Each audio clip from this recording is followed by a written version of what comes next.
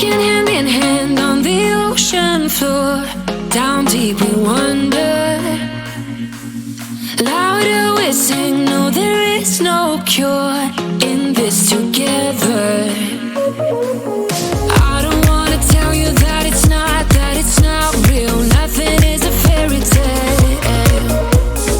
Everything about you is so unreal. It won't be pretty when it ends. Now how could I leave with your sweet love on me? Yeah, yeah. Something about you always makes it harder. When you got my lipstick on your white shirt collar.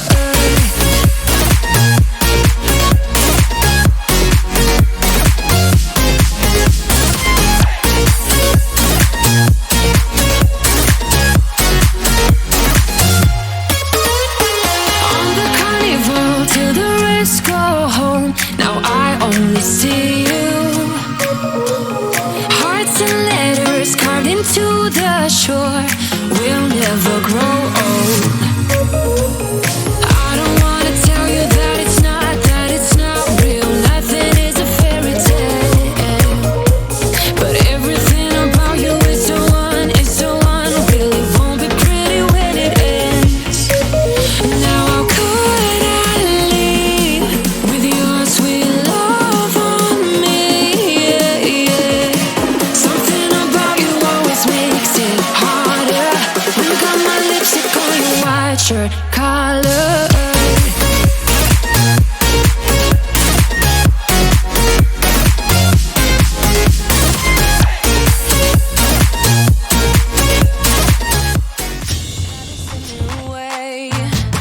I'm gonna show you the tricks that I know.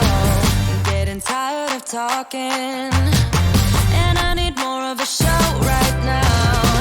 It's time that you made your mind up, 'cause lately all it ever does is change. Feels like we're only talking, going round and around, back around. I will fight like no other every day. I won't stop like the others. I will stay. 'Cause now is the right time, and I'm feeling alright. I'm playing your game like I know I can win right now. You got me up tonight, 'cause loving you is like I'm walking a tightrope so high. I won't be turning around. No, I won't be turning around. It's the right time. I'm feeling alright. I'm playing your game like I will win tonight. I think I'll do it on my way. I'm gonna show you what I'm going through. Get you out of your comfort zone. 'Cause I need more of the truth right now. It's time that you made your mind up. 'Cause lately all it ever does is change. Feels like we're only talking, going round and around, back around. I will fight like no other every day. I won't stop like the others. I will stay. 'Cause now is the right time, and I'm feeling alright. I'm playing your game like I know I can win.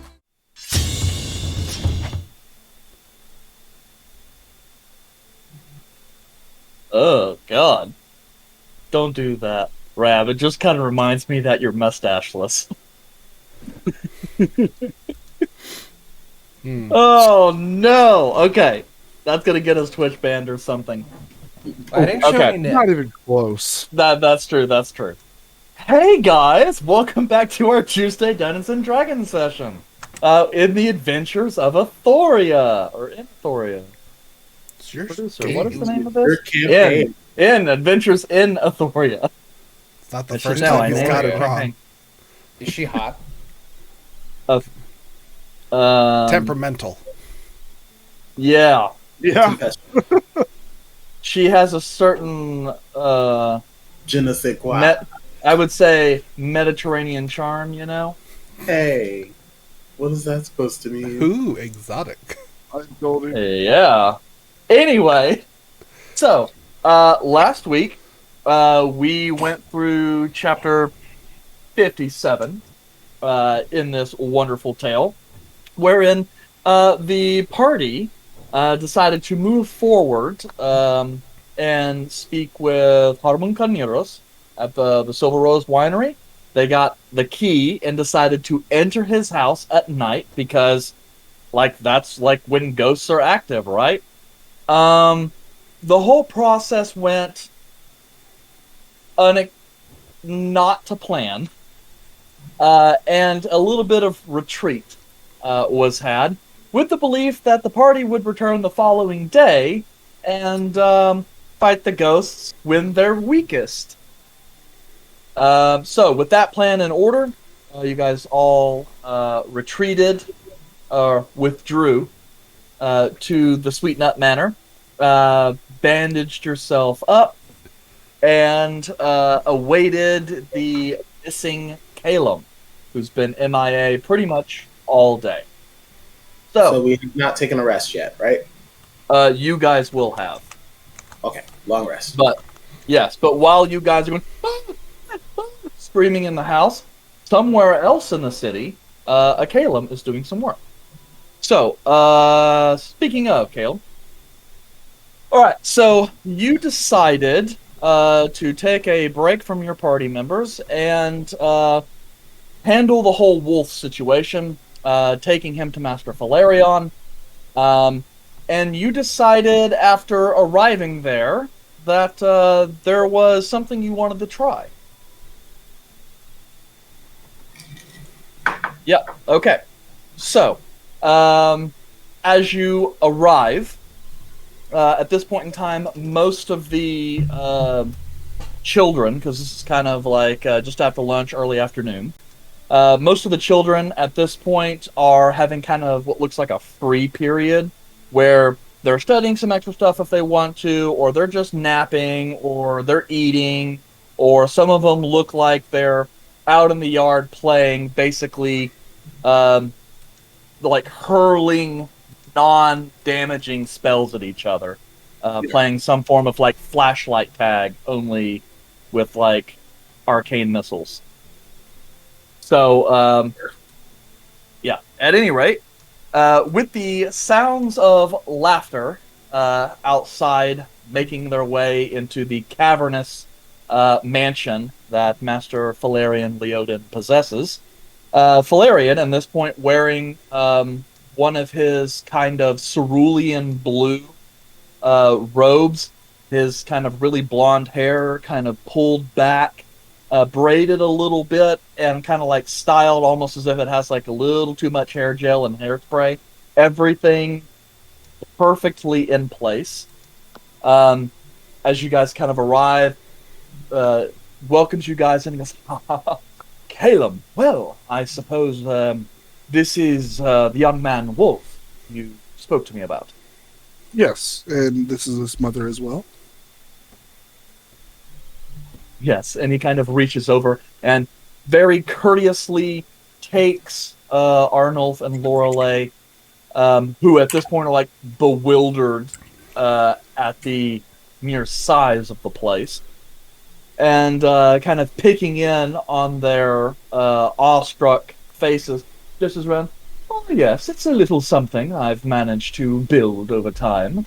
It's quite comfortable, and, well, as I'm sure Master Kaelum has explained to you, I share it with a number of children who require my help. So, well, let us see. Margaret," and he kind of gestures over where Margaret, the lady of the house, the stewardess, comes forward. "Would you mind taking this child on a very quick tour of the property while I speak to his parents, and then we can speak after." Margaret, kind of a, not sure if I explained this before, but it's kind of a slightly middle-aged woman, very nice, kind of grandmotherly, kind of takes the child and kind of goes, "Well, I think I should show you the kitchens first. I have some candy and a few other things you might like to eat. Good start." As that kind of gets taken away, Master Valerion kind of returns back to the group. Now, I suppose you have questions. The following hour or so is a back and forth of Lorelei and Arnulf asking questions about the kind of work that is done, the ring in general, and kind of the trajectory that they can expect Wolf to follow. Valerion taking very good care to be reserved and very pointed in his responses. Somewhat taming back the natural charm that he possesses, so as to not appear too aloof, but still reassuring. Yeah. And as the hour comes to a close, Arnulf and Lorelei, void of any further questions, speak with Master Valerion regarding how often they can visit and that sort of thing. And once those details are kind of set to bed, so to speak, Margaret and Wolf return. Wolf and says his final goodbye, or not really final, but for the moment final goodbyes to his parents. Margaret leaves the group to go handle some other preparations for the children. Master Valerion just kind of reaches out and says, Master Wolf, well, hopefully you enjoyed the grounds. Margaret showed you at least enough for you to know your way around. Now, there are some questions that we will have to discuss, you, myself, and Master Kaelum, so that way we have a better understanding of where you are in terms of your power.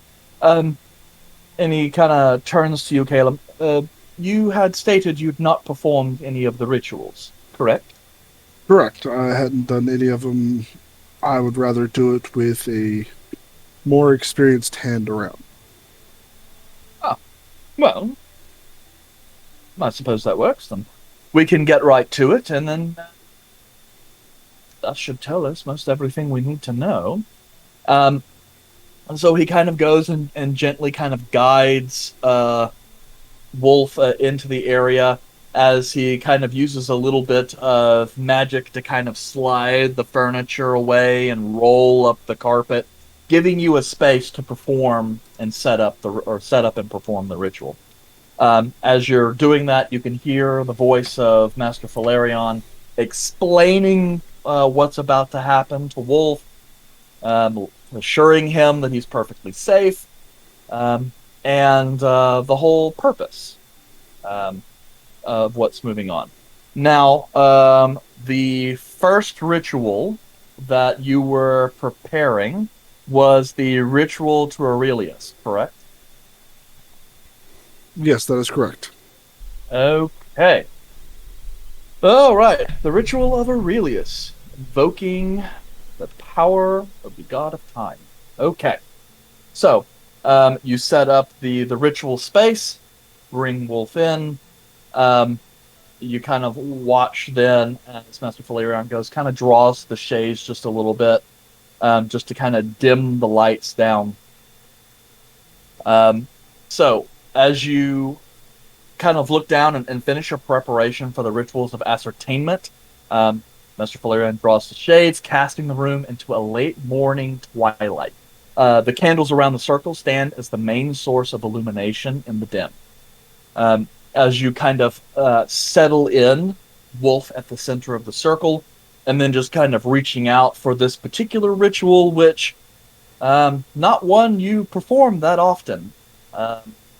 As the God of Time, and has many branching paths that they can show. But as you kind of sit there and reach out to the God of Time to show you possibility in things that may yet come, you wait with bated breath as the ritual commences. The muffled sound of shuffling coming from a rather fidgety Master Valerion a few feet away. You hone in on the sound of the grandfather clock in the corner of the room ticking on. As your consciousness begins to recede a little bit, you hear the ticking. Tick, tock, tick, tock, tick, tock, tick, tock, and then silence. Would you mind doing a wisdom check, somebody, please? All right. 6. Yeah. Okay. Well, so you sit there at a brief moment as you kind of open your eyes and the darkness around you fades into a small cemetery where you look around seeing not Wolf, but you do see Master Valerion and a few other of the children, one of which is Milo, standing before a freshly dug grave. As you move closer, the headstone bears the inscription, "Here lies Wolf, son of Arnulf and Lorelei." In this case, it appears the young Master Wolf had seemingly passed away in his 12th year of life. As you listen to the muffled sobs of Valerion and the other individuals at present, the area around you begins to shift again. Someplace far away, as if the cemetery suddenly dissipates and trees grow up around you. You kind of stand as you hear the snapping of branches. You look past. You see a small group of young adventurers, perhaps in their early 20s, making their way through the woods. The one in front, a man of short red hair, freckled face, a little bit of scarring. He bears this heavily beat up breastplate as he's kind of moving through the underneath, kind of checking a map and goes, "Shit, how the fuck do you read these things?" And then the figure, a young man clad in long, kind of blue and red robes, kind of a scraggly beard and like really long, kind of twisting black hair that's kind of tied in a rough knot, some loose strands in front of his face. The sigil of a much older wolf kind of steps forward. "Tell that you were suck at these things here." And kind of goes and folds the map right side up and goes, "There." And kind of throws the map back. Goes, "How about I lead from now on?" And then moves forward. Then that scene dissipates yet again, and you feel kind of a jerk as if the momentum is rocking you forward. You get that little bit of seasickness feeling in your stomach, as now you stand in a large marble hall, whilst a teenage version of Wolf, clad in these elegant robes, kind of kneels before some kind of magus, a grand magus or an archmagus. His voice booms out, stating and then congratulating him on being part and joining the Athenium. Almost as soon as that vision comes and solidifies, it dashes yet again, and you see an adult wolf, perhaps late 20s, early 30s, a bit disheveled, in a space you don't recognize, looking as though he's teaching a group of young children. Just as soon as you find your footing, the room changes yet again, and you rocket to the next vision. As it goes over and over and over, you kind of feel the rapidly branching paths of future spray out uncontrolled as you are being thrown from future to future to future to future to future. And then finally, at the point that you are starting to become confused and lose your bearings, your feet find purchase and your senses rocket back to the present. As Master Valerion is kind of shaking you a little bit, looking at you, and he goes, and as your eyes kind of look back over to him and focus, he kind of grabs your jaw and then is kind of checking your sight. He goes, "Well, that was not so smooth. What happened? Well, you started to look as though you were having a conniption, and then went to vomit. Oh, that's what that taste is. Oh, Yes, well, I suppose this first one was a bit of a bust, so I hope you got something out of it. yes, I saw many of his futures. Um, I will take a notepad and start writing down the different futures and everything. That way, me and Master Valerion can go and dissect it later. Okay. All right. So, next up, you wished to attempt the Ritual of Grov. Yes, to see how Okay. much Wolf can be trusted. Okay. All right. So, you reach out this time, replacing some of the small gears. Yes. Did I see Wolf in the vision at all, or was that just me in the vision? It was just you. Okay, and did Wolf have any vision whatsoever? Nope. Not that you were able to ascertain. Okay. Then So. I will continue. All right. So you kind of replace a couple of the focus components, pieces of sprox and gears and hourglass. Kind of set that aside. Replace it with chains and a small gavel. The sigils of Grov, um, god of pacts and deals, oaths and such, and begin to set out that ritual. Um, Give me another wisdom check. All right.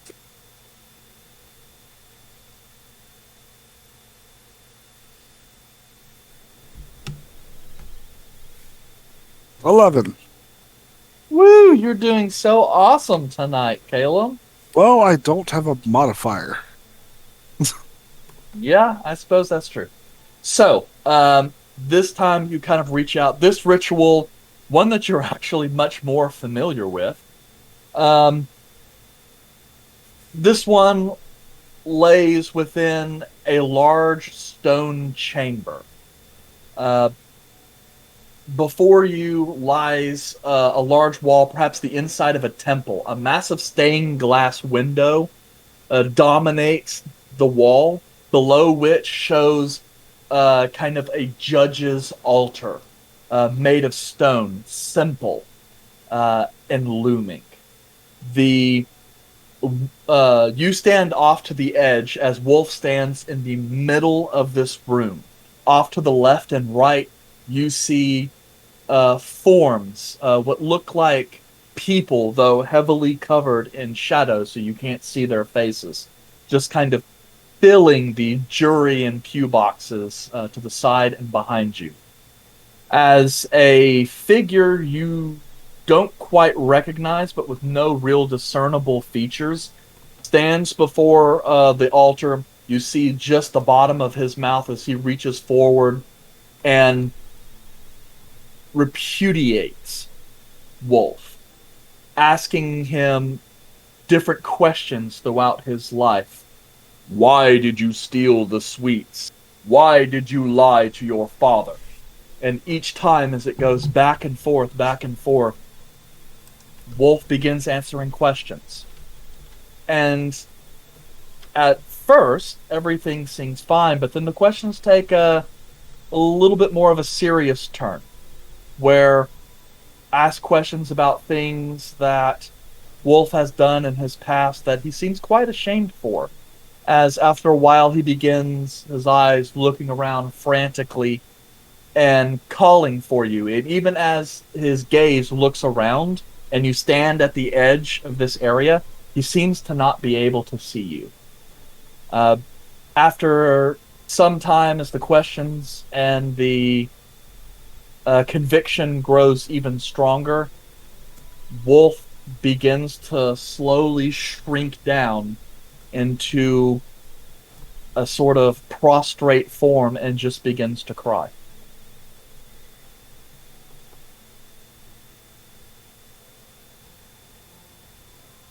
All right. When that happens, that's when I will reach out to him. As you do, and you step into this little circle of light from the shadow inside his immediate area, the voices from all around the gallery begin to dim. And then the only thing that can be heard is your voice. As you call out to Wolf, his face comes up a little bit, seeing you for the first time. He kind of scrambles over a little bit and just latches onto your leg and just continues to sob.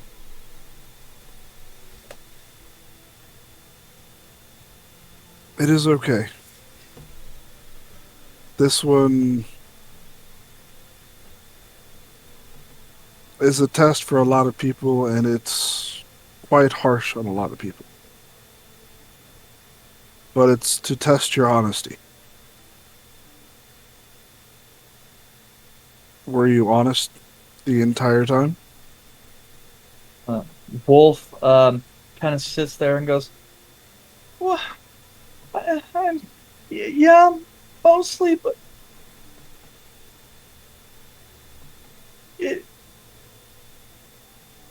I didn't mean to."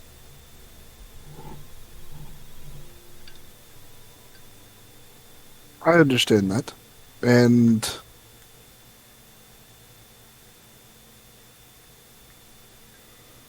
we do things that we don't mean to. And sometimes if we do things that we don't mean, sometimes if we do things without realizing the consequences, they can hurt other people.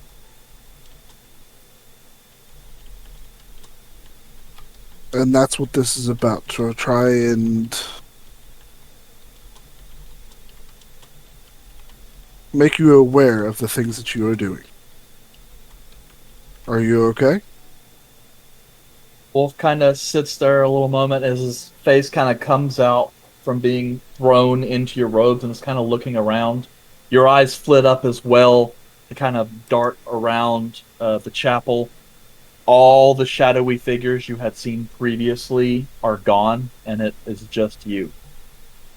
Wolf kind of comes back a little bit. You can see his hands are still shaking a little bit. This being a truly traumatizing experience for a child of his age.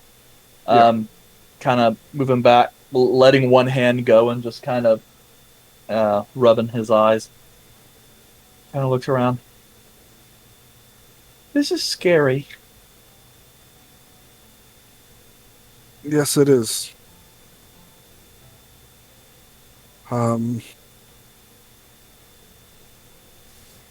These are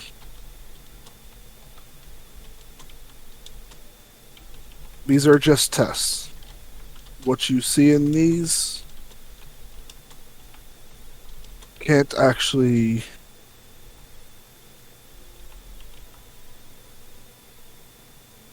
are manifestations of yours and my power. So the things we see are the things that we are trying to tell ourselves, in a sense.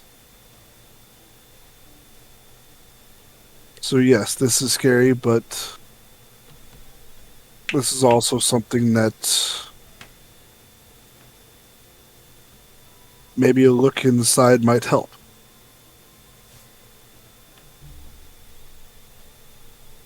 And let's get out of here. Okay. With that, he kind of finishes drying off his eyes and kind of gets back up on his feet.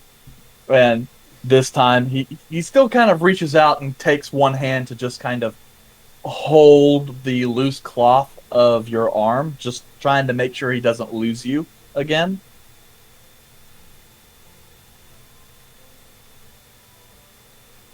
And then you end the ritual. I will end the ritual. Okay. You kind of sit for a moment and you just let the feeling of the place fade. And as you kind of awake again, Wolf is kind of standing there in the middle of the circles. He's still got, tears running down his eyes. He's kind of looking around. Master Valerion kind of off from the side of the area, kind of looking genuinely in eyes of kindness, kind of glances over. Well, I would have told you that the Ritual of Grov is probably a little serious for a child so young. But then again, it seems he was able to weather it well enough. He was also the youngest I've ever helped. So this is the first time I've ever seen something like that affect one such as him. I will learn from experience. Well, and he kind of leans forward just a little bit towards Wolf. Child, you must understand that Grov is a deity of order. And he doesn't much like deception. And he calls those to live honest and diligent lives, to do what they say they're going to do. Now, my own personal patron deity, Rael, goddess of so many good things in life, is also a deity of truth. And her faith says that lies are like poison. And if you continue to keep lies, they will inevitably destroy the relationships that those lies are a part of. So, just take note of this, and, well, we'll work on it. But in the future, it's best if you keep a truthful heart, and always do what you say you are going to do. I think you'll find in the future these sort of trials become much less scary when you are sure of who you are and that you have done no wrong. And kind of looks over to Kaelum. Sorry, this is your thing, but at any rate... There's a reason I brought you here. I did this with you here. Good. Well, see you clear that away. And he kind of reaches down in the bag and pulls out the next satchel, kind of unwraps it a little bit, and he's looking at, water in a bottle, and he's looking at some pearls. He's looking at different kind of iconography, like glass that had been struck by a lightning bolt, or sand that had been struck by a lightning bolt and turned into glass. And he's kind of holding this stuff and looking at you. This seems a little, well, don't you think this one's a little scary for such a young child? Especially given his proclivity for unstable magic. I mean, I am here to help you, but I would say that if you move forward... Instead? Because I know this is the test that I would do to see if they are able to harness their wild magic. Valerion kind of... they're even able to hold on to it. Yeah, Valerion kind of meditates on your words a brief moment and goes... Yes, I suppose this one is probably one of the better ones. We also don't have to do let's this just one take now. it a little easy. Let's just take this one a little easy. Okay. I'll help you, but let's not walk right into the storm on this particular occasion. Yes. Okay. Good. That makes me feel so much better.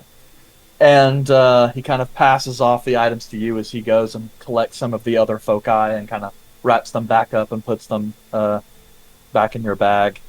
You set up the Ritual of Barricale.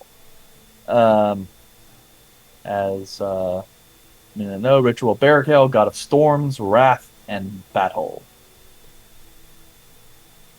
Okay. So, as you set up your foci and kind of reach out to take in the Tempest, and allow its raging energy to enter the space of this ritual, you just kind of sink in a little bit until you see you begin to have the smell of ozone and rain in the distance, and you hear the far off crackling and boom of lightning and thunder. As you feel the wind around you get whipped up a little bit, you come to standing at the edge of this kind of large jutting out of rock beside a cliff. In the far distance, a storm rages in the distance, and you can see lightning crackling. From here, there's just the constant back and forth, the oscillation of air coming in and out from the sea, and you can hear the crashing of the waves beneath you. At this point, there's a kind of a whoa as Wolf is just kind of next to you, and shocked by the sudden cliff face, kind of loses his balance, has a little bit of vertigo for a moment, and kind of reaches out to steady himself and grasp you. After a couple moments, and he gets like the surety of his feet, he kind of releases a little bit and just kind of lets the wind go back and forth. He kind of speaks in a loud voice so as to be heard over the din of the storm. Where are we? We are at the edge of the storm. This ritual is to test whether or not you are even able to harness the wild magic inside you. So be ready and be sure of yourself.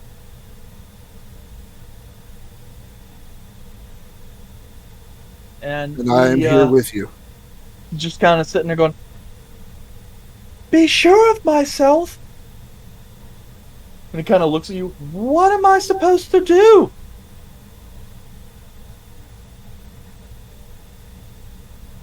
Nothing as of yet. Right now we are waiting. You will know what to do whenever it happens. Okay. Just breathe in the storm.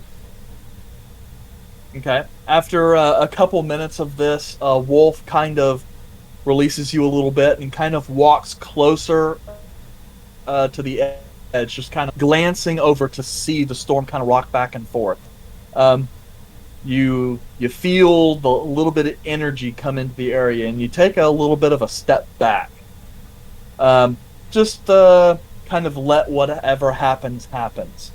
You kind of watch as the storm still stays far in the distance, but lightning crackles all around every few seconds or so, until finally a large boom as a bolt of lightning reaches down and hits the space between you. Small kind of shrapnels of rock shoot out all over the place, and your eyes kind of have to adjust after the sudden flash. You feel your heart skip a beat, just a hair. So, after a couple more minutes there, Wolf is like, ho ho ho. And then he's just kind of looking around. Roll me another wisdom check. On that note, I got to roll one for Wolf as well. Hey, not bad. For Wolf, I mean, you're probably garbage. Yeah, 6. Okay. Can I get advantage from getting help from Valerion? No. Damn it. The way I guess I'll choose to look at that is he's, just kind of lowering the DC, I guess. Yeah. Oh, Right. So, with that, you see Wolf kind of sit for a moment, and he's looking around, and he looks as though he's thinking about something.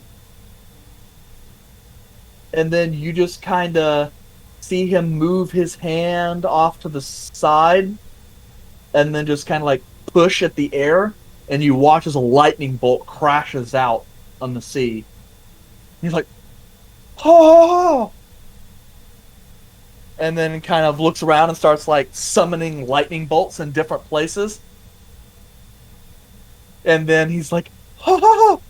Oh! He's like, yeah! And he throws his hand up, and he gets struck by lightning. Of course he does. And as that happens, like, Wolf kind of hits the ground really quick. You're like, oh shit! And then kind of rush there, and as he's kind of rolling around, you see like little bits of like steam, smoke kind of come off of him a little bit. His hair is a little messed up, but you see like bands of like little arcs of lightning are kind of going up and down his arm. He's like, "That's you fine. okay? I think so." You got a little excited there. To be fair, that was your first time controlling lightning. Yeah.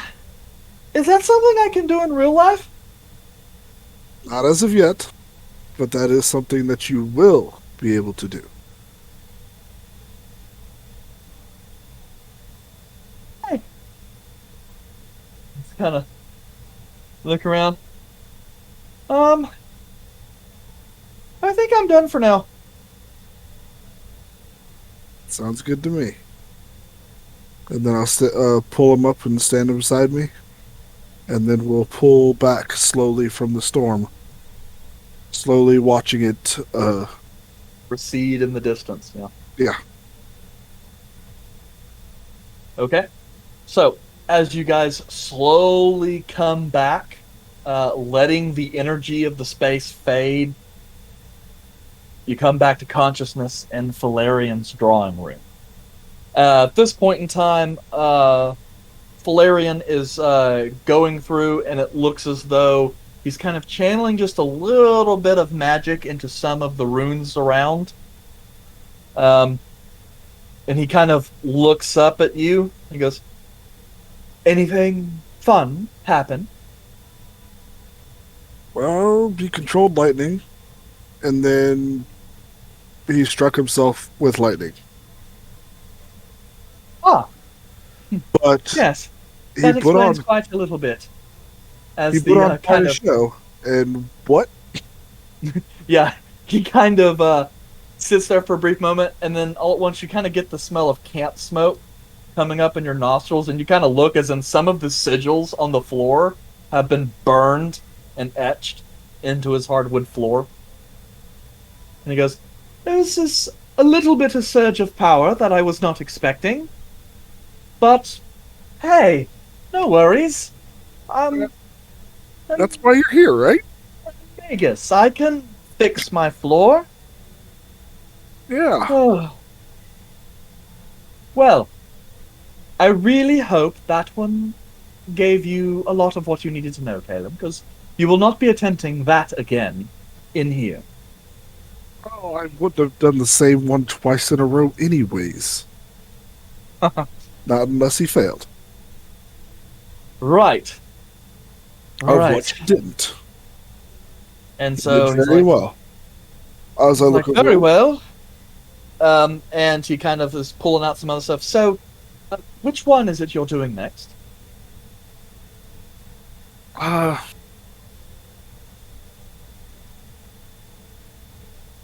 don't know. The initial thought. Well, you sent me a Well, list. Are you thinking yeah, about changing? I'm talking to Master Valerion. Oh, okay. This is in character. Yes. I was like, dude, Caleb, you sent me what you wanted to do, okay? You Yes. should know that. My initial thought was Morgraine. Because she is very good at determining whether or not someone will take shortcuts or cheat to try and gain knowledge. Because that can lead down a very dangerous path of taking deals and doing stuff one shouldn't do. True. Then again, I would point out that your little charge here is a child of 8, and Wolf kind of looks over. I'm 9, and Valerian goes, "Ah, yes, I'm 9." And he kind of reaches over and kind of puts his hands over Wolf's ears. The thing about children, and understand this, Master Kaelum, I deal with them quite a lot, day in and day out. And at his age, they usually always kind of lie to avoid getting in trouble. Yes, And take shortcuts. that's fair. But And he kind of returns his hands. Then again, you are a lot better at this sort of ascertainment style ritual than I am, so I suppose this is a matter, surprisingly, that you know more than a Grand Magus. then that's what I'll do.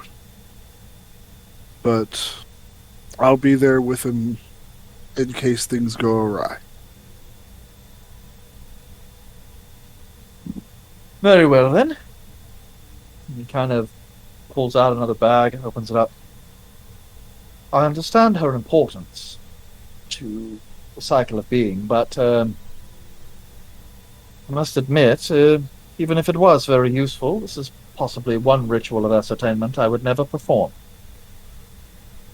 And he kind of hands over the foci as he kind of goes and clears the old ritual. And what would you do instead? I'm not challenging the efficacy of the ritual. It's just Morgan gives me the willies. That's why Just she's so good at what she does. Well, far be it for me to say anything, but I generally prefer to meet the goddess of death only once in my life. And I would like that to be as far in the future as possible. Well, we are on a first name basis as I finish the last part of the ritual. And I will sit down across from Wolf. Okay. And then Valerion kind of sits back a little bit. All right. So, Kaelum, you begin the ritual of Morgan.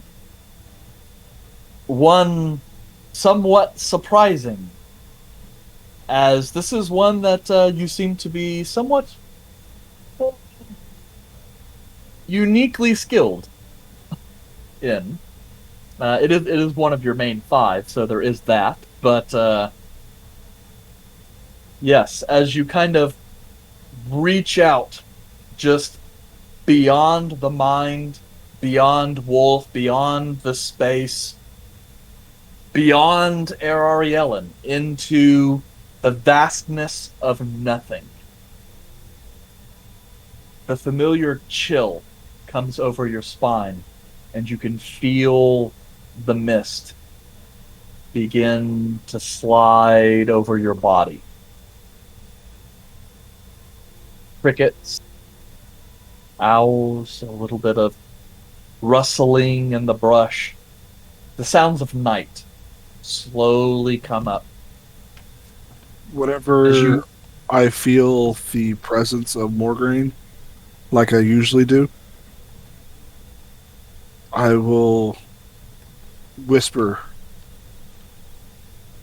"Please take his age into account." Because I know that she can hear me, as we always converse throughout this ascertainment anytime we do Yep. it. Yes, rather unique among the gods that you summon for these.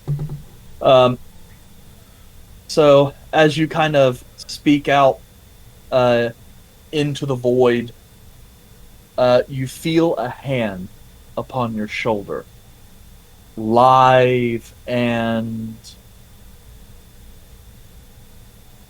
soft. More a touch of reassurance. The voice enters. Well, my dear Kaelum, it has been some time. It has been a few months. How are things in your void? It is. Well, things are good. So many new secrets.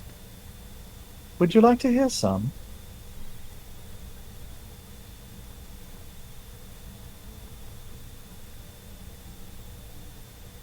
I can wait until it is my time. Smart child. You couldn't afford the price anyway.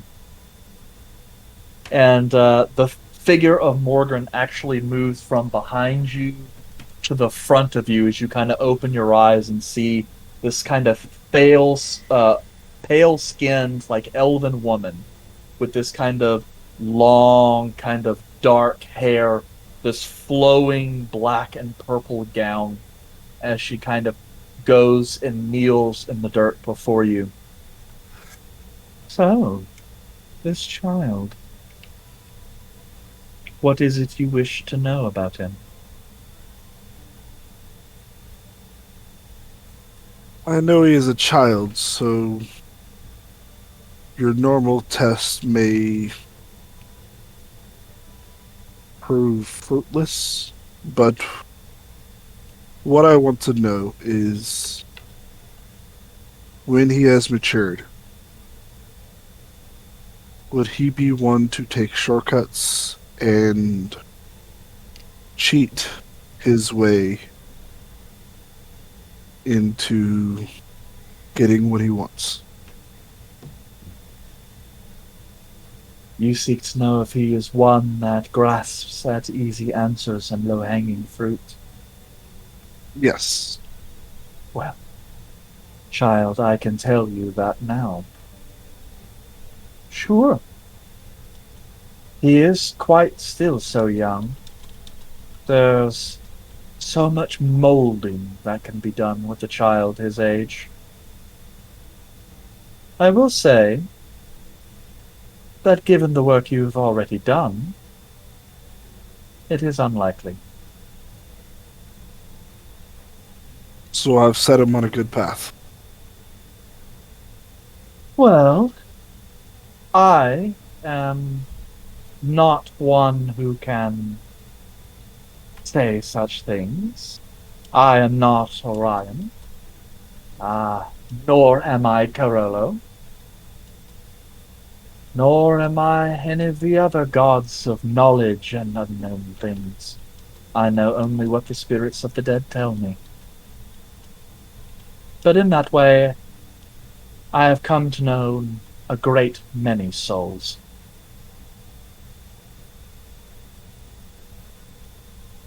And what can this soul tell you about him?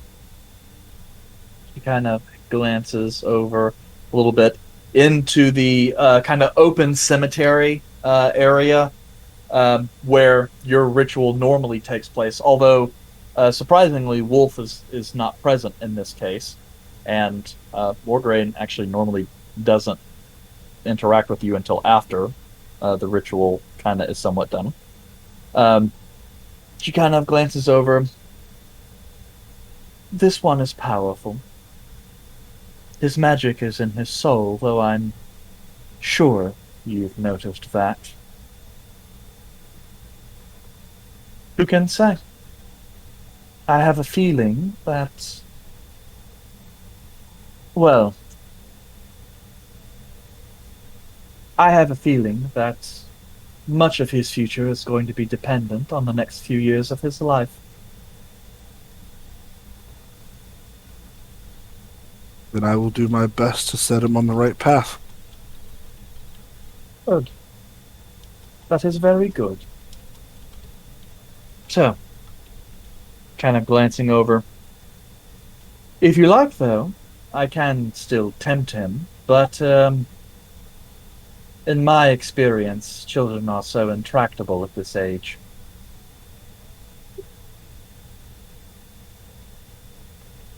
I think I've gotten what I needed. Good. Well, perhaps you should perform the ritual more often sometime. It would be good to speak to you. I will take that into account. But I have a question of my own, Kaelum. And I promise you, if ever you should find yourself in my domain at the end of your days, I intend to get an answer. And what is the question? And do I have to answer now?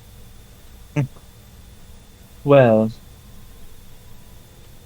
know that if I don't have an answer, you may be spending more time with me than you like in the afterlife. But I am curious to know, why do you care so little of knowing your past? Why do you care so little, and no matter how many times I tempt you with knowledge of your parents, you never seem to take me up on it?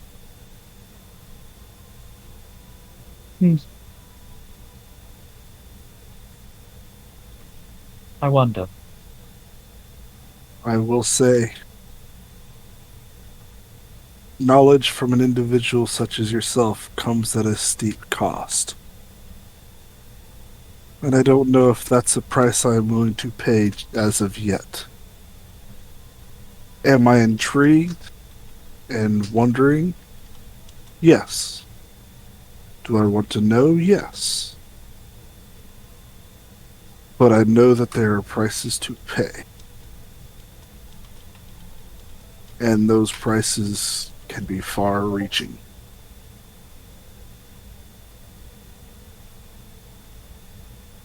Now, if you were to tell me the price, we could talk.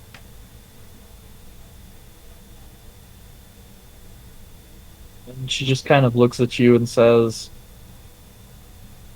I'm not entirely certain that I want to give you that information. And then she kind of reaches forward to caress your cheek just a little. But if you have no more secrets, then you will not come to me when you die.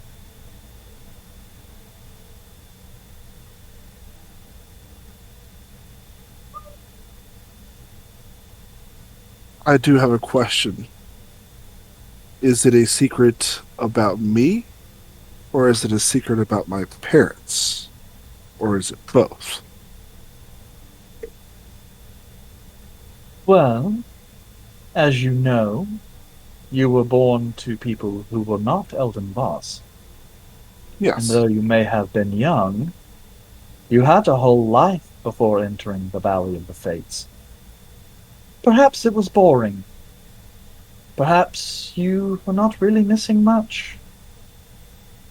But so many people come to me and ask me to fill in the gaps in their history. And yet you seem so content with how things have ended up in your life. Sometimes I think you're just trying to tease me.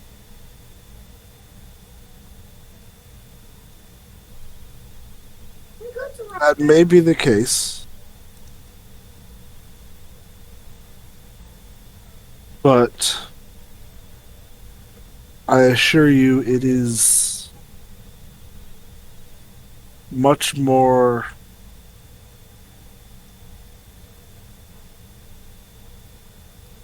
about the fact that I love the family that I have grew up around. And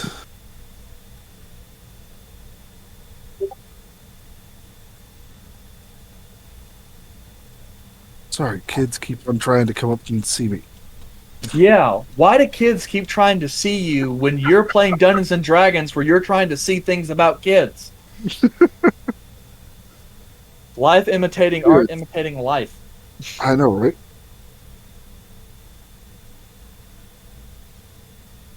And she just kind of looks at you. Farewell, Kaelum. I so do look forward the next time we speak. And as she kind of goes and starts to walk away, she stops for a brief moment, looks back. Yes. And remind your friend, the elf with the mask, the one who passed into my domain so briefly, that he still owes me secrets as well. And he kind of looks, she smiles just a little bit. I'm very interested to see how things work out. And Until we meet again, it will be less time than last. Oh, don't wish that on your party, Kaelum. I'm not talking about that. I'm talking about me and the ritual. Oh yeah, I know. But Morgraine just kind of smiles, walks off into the mist as you kind of come back into consciousness, and you're just kind of staring there as Wolf and Master Valerion are just kind of having this little conversation. They're whispering to each other while they're kind of looking at you. And then Wolf is just kind of looking at Master Valerion, and Master Valerion is just kind of looking at you, Kaelum, going, I'm sorry, did you forget the child? No. She wanted to talk. One-on-one. See, Kaelum, that is why I hate that ritual. I mean, I don't understand. You do all of these rituals, and the gods are mostly okay with you just doing your thing. But that goddess in particular seems to have something in it for you, and I don't much like it. Yeah, it's getting complicated. She's a pain. That's for sure. And I'm going to send that in the link through the ritual that I'm still sitting in so that she hears me. Oh, she's a goddess, dude. Of course she hears. Yes, but I'm specifically making sure she can hear me. But she did help. She did give me some insight. So we can count this ritual as a pass. And Valerian just kind of looks down to Wolf. Well, it would seem you dodged an arrow, little buddy. And kind of goes, well, now that that is done, I believe you have only one ritual left. Yes. Shouldn't have read Discord. Oh, yes, I know. I know. I gave Sean a bunch of shit because he was posting in our Dungeons of Drakenheim channel while we're in the middle of the freaking stream.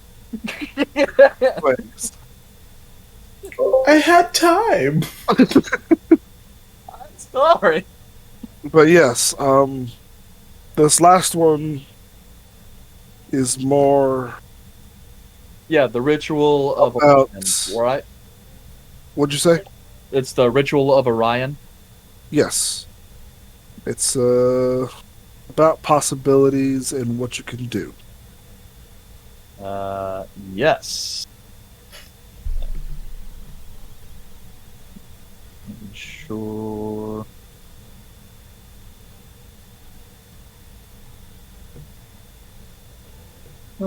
Yes, yeah. Orion, god of hope and imagination. Okay. So, yeah, I have them in one spot in my notes and not the other. Okay. So, all right. You lay out different foci to summon forth Orion, the god of hope and imagination. Another deity that you only sometimes use, but not always, because that's a hard ritual to command. Tends to kind of go off the rails a little bit, but useful in this case, I guess. So, you go and perform, start the ritual. Sorry, guys. Go ahead. I am... Hey, Kimo, can you talk right quick? Yes, I can. Can you hear Okay, me? cool. I'm just muting notifications in Discord, and unfortunately, my volume mixer doesn't tell me which of the Discords is talking audio and which of it is notifications. So You can also right click and mute channel for an hour. So what did I mute? Okay, so what you Oh, do well. is you right click on Baelathor campaign, mute channel for 15 Oh, minutes. but now I can't hear you.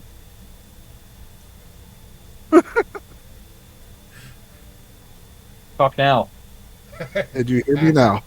Yes, I can hear you now. So you go to the Baelathor campaign and right click and mute channel for 15 minutes. Oh, And you know what? I totally could do that, couldn't I? See, this is it. Mute channel. Actually, let me mute it for 3 hours. Because I don't need to know while I am in stream. Yeah. Okay. That's all y'all's fault for putting nasty stuff in there while we're playing. That's supposed to be for notes and stuff. Okay.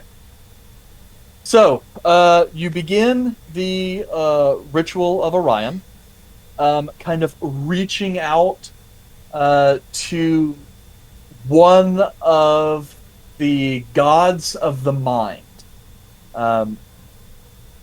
So this one in kind of a similar vein as like Corollo, the god of dreams, prophecy, and fate. And then there's also Melkare, the god of sleep and despair, Oromai, the god of madness and delirium. You stretch out into the kind of farthest reaches of the mental space and try to grasp some sense of Wolf's desires. Right? I believe that's what you said was your intention. What I wanted this ritual to do was to show Wolf what he can do with his imagination with magic on okay. two different pendulums. One if he was good, and one if he was bad. What path he could take. Okay. So, with this, you kind of reach out in the space, just kind of letting whatever comes come. God, you guys suck so much. And then after a few minutes of easing in, Kaelum, you watch as the void of darkness around you slowly kind of solidifies into a glade. A sort of ancient forest at the twilight of evening dew dappled and filled with flowers and trees of many colors and fruits. As you kind of sit in the moment, just taking in the surrounding area, Wolf kind of looks around. It's like, so what now? Patience. Things will start developing soon. And use your imagination. Okay. Things will start to develop around you as you use your imagination. Yeah, okay. Like, that's not ambiguous at all. And after a little bit of time, he starts trying to play around in the glade a little bit. Like, as a 9-year-old, like, his patience is very short. And then, before long, he starts trying to do some things. Almost as if, kind of summoning forth magic, as, you guys did kind of in the Ritual of Orion. Yeah. And very soon, with a little bit of prompting, Wolf kind of goes around and begins to mess with some of the flowers. And you kind of watch as he's kind of getting the hang of it, he can make the flowers turn different colors. And then leaves and bark all turn these shades, as if this whole place is like slowly switching from one type of tree to a different kind of tree. I see that, Rap. You got that look on your face? I don't even want to know. I'm not posting any of these gifs I'm looking at, okay? Okay, alright. Yeah. So, No, if that's worse or better.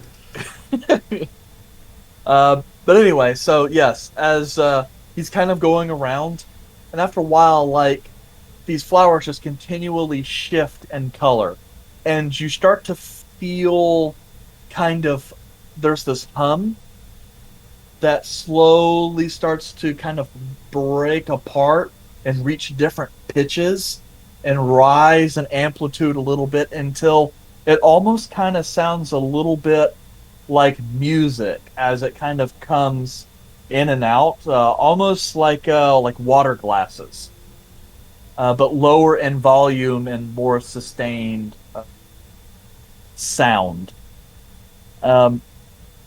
Then as Wolf starts getting really entertained by the process, with kind of a quick gesture, you watch as like all the grass beneath you suddenly shakes violently, and the water droplets on them start lifting into the air. As they do, the thousands of tiny droplets of water slowly pulse in different colors and become little motes of technicolor light, similar to like the dancing light spells, but much smaller, and thousands of them. And as they kind of move about the space and pulse like fireflies, the place seems nice. This is not a bad way to spend a ritual. But yet again, you start to feel some of the hair stand up on the back of your neck. And as you kind of are looking around a little bit, you can watch the light from what's left of dusk start to darken ever so slightly as you hear the sound of rolling thunder in the far distance.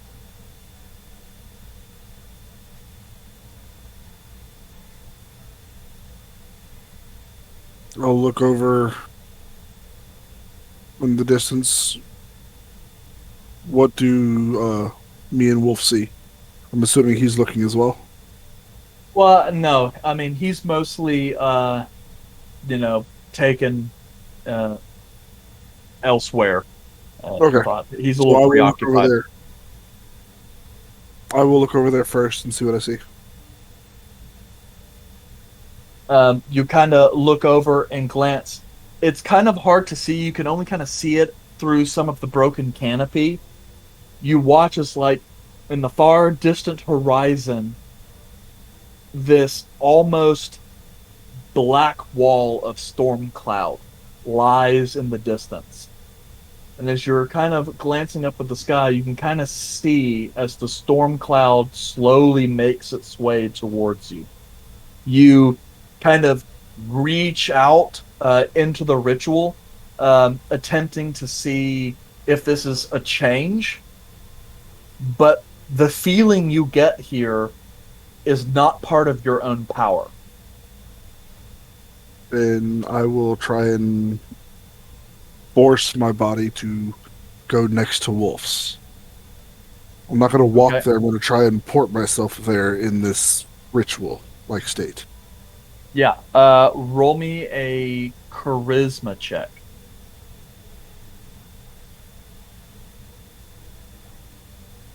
5. Yep. You sit there for a brief moment as you start to feel your heart beat just a little bit more, as just something here seems a little off. And as you kind of will yourself next to Wolf, it doesn't work. You also kind of go to kind of will yourself to bring forth some kind of change in your environment, and you can't. And I will You try have and run this- to Wolf and yell to him, Wolf, come here. Something is wrong. Okay. You kind of make your way over to Wolf. He kind of comes back. The flowers continue to shift in color, as do the light and luminance of the raindrops. Yet again, more crashes of thunder can be heard in the distance. And as you kind of reach out again, trying to grasp hold of the spell, it's almost intangible. Like the weaving of the spell is just outside of your reach, as if something else has taken command of this ritual. Not you, and not Wolf. Do I have As- any inkling as to what has taken control of the ritual? Is I'm sorry, it? you cut out just a little bit. Do I have any inkling as to what is taking control of it? Is it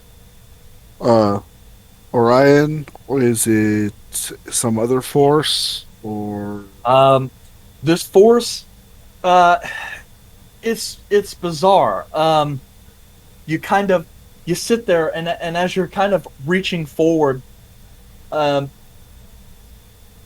you see this, but kind of very quickly, this ribbon of neon light split the quickly darkening sky and crash down nearby with a cacophonous boom.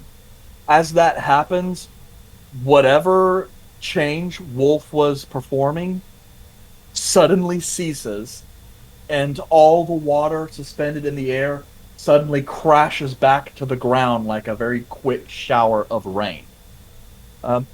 You actually feel a tremor beneath your feet as the ground actually begins to shake and split, start leaving large kind of cracks and fissures in the earth. As it does, salty, frothy water starts bubbling up from within the cracks. Slowly, the ground seems to be swallowed by some sort of sea. As you can look, large sections of earth are kind of quickly dropping and are plunging into this water that, as far as you can tell, lies just a couple feet underneath the dirt. So as you kind of stand there, the ground being swallowed, there's a few minutes of panic. And as you kind of move towards higher ground, you feel this slight electrical energy, wild and untamed. I would say even more so than wolves. And more importantly, this energy feels ancient and more raw.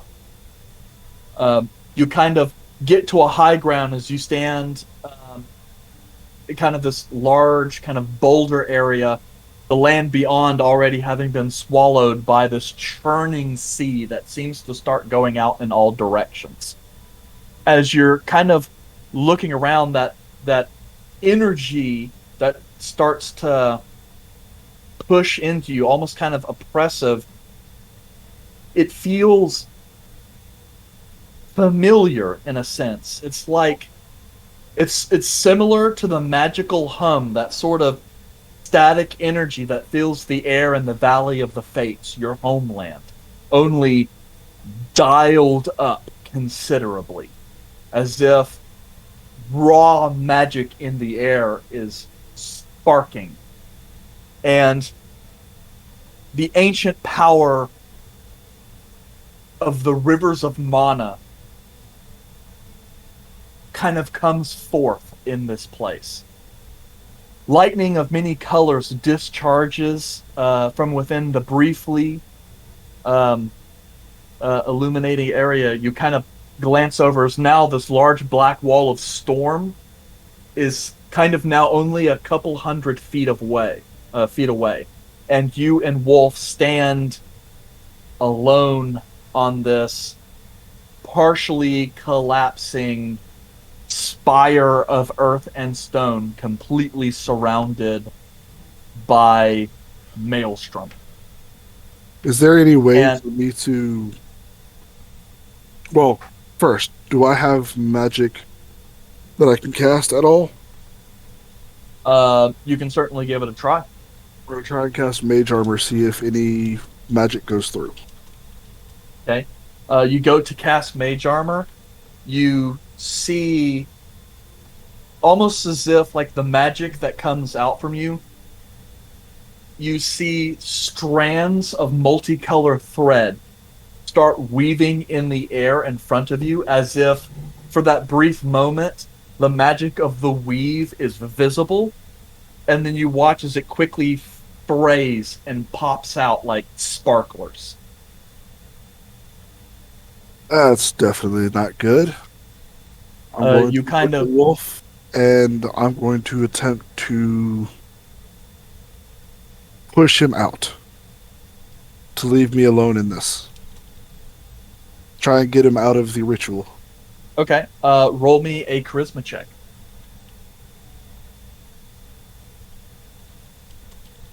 21. 21. Okay. You kind of reach forth and summon whatever kind of power you have to kind of forcefully push magic through Wolf's body, hopefully breaking whatever hold this ritual has on him. You watch as his body kind of quickly disperses, and you stand now alone.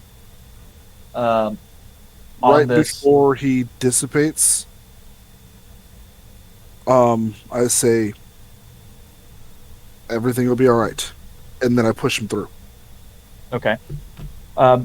With the Royal of Thunder, you quickly round back again on this large, dark mass of storm cloud, hundreds of feet in height, is now continuing to move towards you, but seems to have abated from a bit. You watch as showers of lightning and a rainbow of colors arc both outside of the storm and within the storm. The flashes of light you can kind of start to see illuminate shapes, structures. You see what looks like a tower, and then trees, some other kind of building, you're not certain. Something appears to be floating in the sky over here. And as that raw power starts to come forth just a little bit more oppressive on you, you watch as this swirling mass of energy it just kind of clicks. You stand in some form or another before the rift. Perhaps closer than any living person has ever come to it. And as you stand there, you watch as currents of storm jettison itself from the wall and seem to crash into some form of pliable magical barrier. Just kind of a smattering of light that seems to desperately resist the outward force, the expansion of this storm. Another massive bolt of lightning arcs deep within the heart of this storm and lingers long enough for you to see yet another image. A silhouette of a truly massive building. A palace, perhaps, with a sundered tower whose pieces float in air. Amidst the floating wreckage, you see yet something else. Massive, moving menacingly through the space. A pit forms deep in your stomach as you swear for a second the howling winds of the rift sound like the roar of some great, ancient, angry beast. Kaelum hears... Oh yeah, you got a question? I'm looking at the rift, correct? As far as you can tell. And do I feel like these visions are actually what I'm seeing at the rift, or are they visions around the rift that constantly keep changing? Or are those buildings physical? No, the area around, like, the place you're at right now feels pretty fucking physical. Okay, so it's not visions of different buildings and everything around. It's it's different almost things lighting up it's almost around. as if there is a settlement or some kind of series of structures that lies just beyond the entrance to this rift, and you're catching flashes of them in silhouettes as the lightning within shoots through the space. And then what I just heard was a sound of some sort of monstrosity that You I think could so? tell. Okay. I mean, it could well have just been the howling of the storm. But there is certain aspects of it that sound unnatural. Okay. So, yes, and deep inside you are, for all intents and purposes, All right. somewhat fearful. Okay. You feel a similar kind of feeling, a rising of the hairs on the back of your neck as you kind of glance off, and there, standing out in the water at a distance, just looking at you, is the form of Morgraine, the goddess of death. Just kind of standing at a distance, watching you, concerned. Fuck. Her concerned has me definitely concerned. Yeah, I would imagine so. What is around my immediate vicinity? Nothing. You are on what looks to be like a roughly 20 foot by 20 foot pillar of stone with some dirt on it. There's like a tree, but beyond that, you see a large dark wall of super bad stormness, and when you look behind you, it is water. Stormy water in all directions as far as the eye can see. I'm going to look over at Morgraine and see if I can pull her towards me or reach out to her in some way. Okay. You go to reach out to her. Nothing seems to happen. From the distance, she seems to begin to talk and start shouting towards you, but you can't hear her. After a long moment, you do hear a voice kind of come up and through the wind, which at this point is now really loud, as the storm seems to kind of inch ever closer towards you, threaten to engulf you in your small little island that you're on. The voice, however, while familiar, doesn't come from Morgan. You kind of sit there and you hear it. You don't see anyone, but nonetheless, the voice is slowly piercing deeper into your mind as you hear in the distance, Kaelum! Come on, Kaelum, you've got to wake up! I'm assuming I'm hearing Master Valerion. No. Do I recognize the voice? Yes, it's familiar, but you can't place it. It's, with this storm, it's somewhat disorienting as you're kind of reaching around, and now as you're looking around, you can hear the voice almost kind of anywhere. And the voice gets louder and more clear. Come on, Kaelum. Come on, old friend, you've got to wake up. And you feel yourself get forcefully grabbed as you turn and you see the form of Maelor, not in a spectral form, definitely appearing 100% solid to you, grasp you. It's like, Kaelum, wake up, you're dying! And then, nothing. I'll try and reach out to grasp at anything with my mind. Your mind finds no purchase. But in a brief moment, you feel fire in your lungs. And then, boom, as if hit by a great force, you rocket back to consciousness and breathe deep. Every inch of your body hurting with the pain of perhaps being dead or not breathing for several minutes. You don't know. Every nerve in your body is on fire, and you are disoriented, gasping for breath.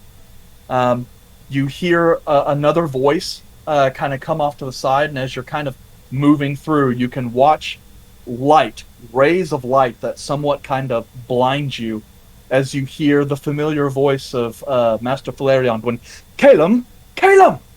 And you kind of feel a shove at your foot as you're kind of glancing over, and Valerion's kind of using his foot to try and kick you. As he seems to be over top Wolf, holding him down as he appears to be having some sort of seizure. Alright, I'll quickly get up, and immediately my entire body is in pain, correct? Because I've essentially Yes, been... and you're having some suffocating issues myself? with... Yes, and you're having some issues with motor control. Alright, so immediately I'll start coughing, try and settle myself down, and look over at Wolf. Yep. Valerion is just kind he of trying to breathing, hold... or is he just having a, episode? You don't know. His body is thrashing quite violently. And Valerion's trying to hold him down, somewhat unsuccessfully. And he just kind of goes, Kaelum, come, help me hold him down.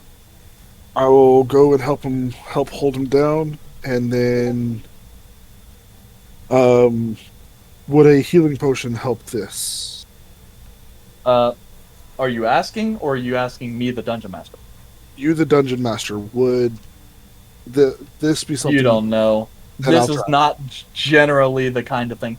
As you're kind of moving over, like, you've lost a lot of strength, and so you're just kind of having to hold him down as best you can. Your head's still spinning. As soon as you kind of place your weight, Master Valerion just kind of lets go, kind of a brief moment, shifting his hand posture. Good, just hold him. He places one hand on Wolf's chest, the other on his brow, and just seems to be starting to cast the spell. After what seems like a very long 6 seconds, Wolf's body kind of suddenly goes into rigor, and then just kind of relaxes.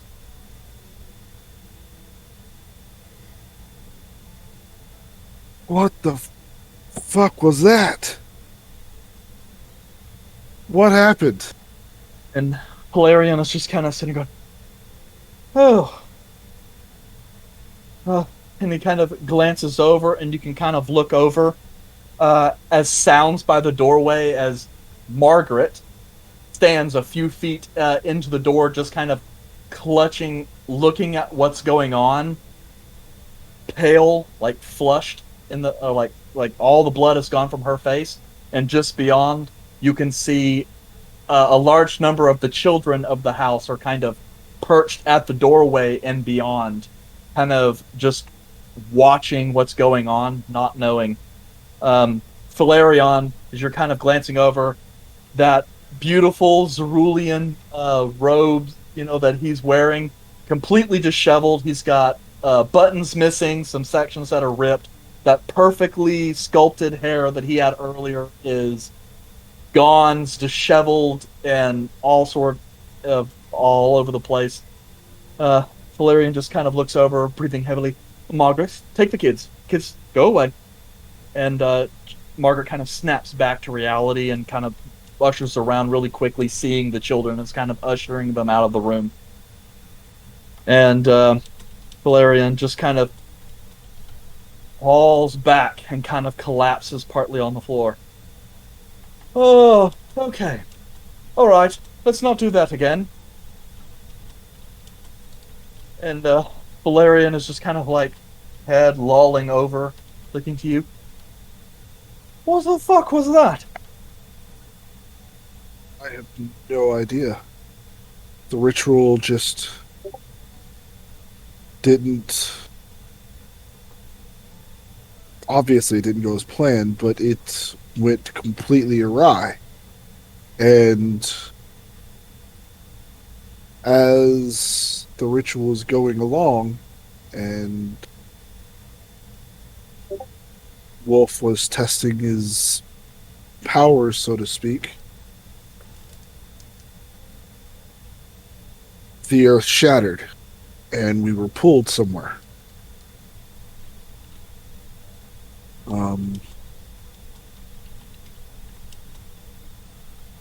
We were pulled to the rift. Immediately next to the rift,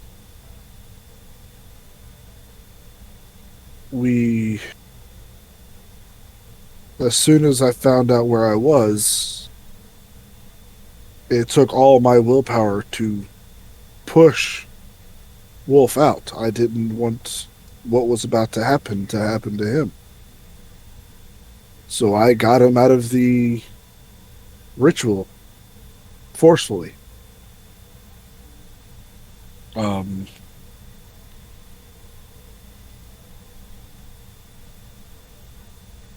I start to explain what I saw, and then realizing that we both share the same spell, I will cast the spell. Let me look it up because I can't remember the name. Encode thoughts, and I'm going to pull the strand of the memory that I saw, and I'm going to send it to Valerion so he can see exactly what I saw. Okay. With that, Valerian just kind of sits a moment, kind of comes back up into a seated position on the floor. Well,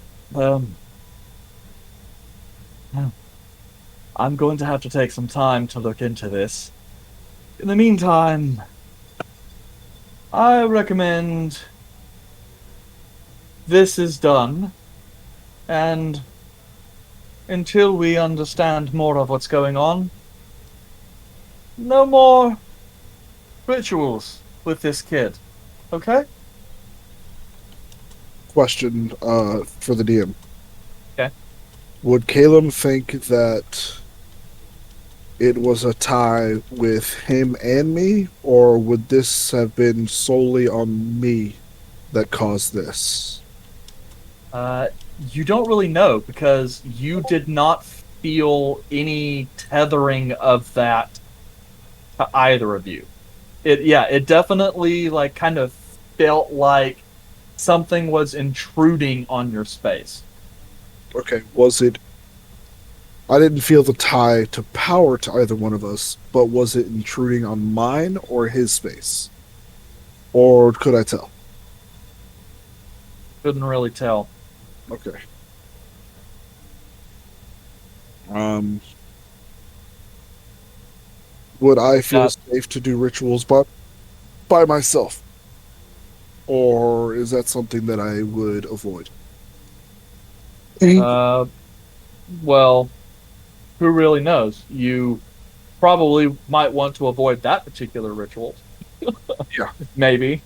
Um, So, uh, but yeah, I mean, maybe you want to pick your rituals more carefully from now on, okay.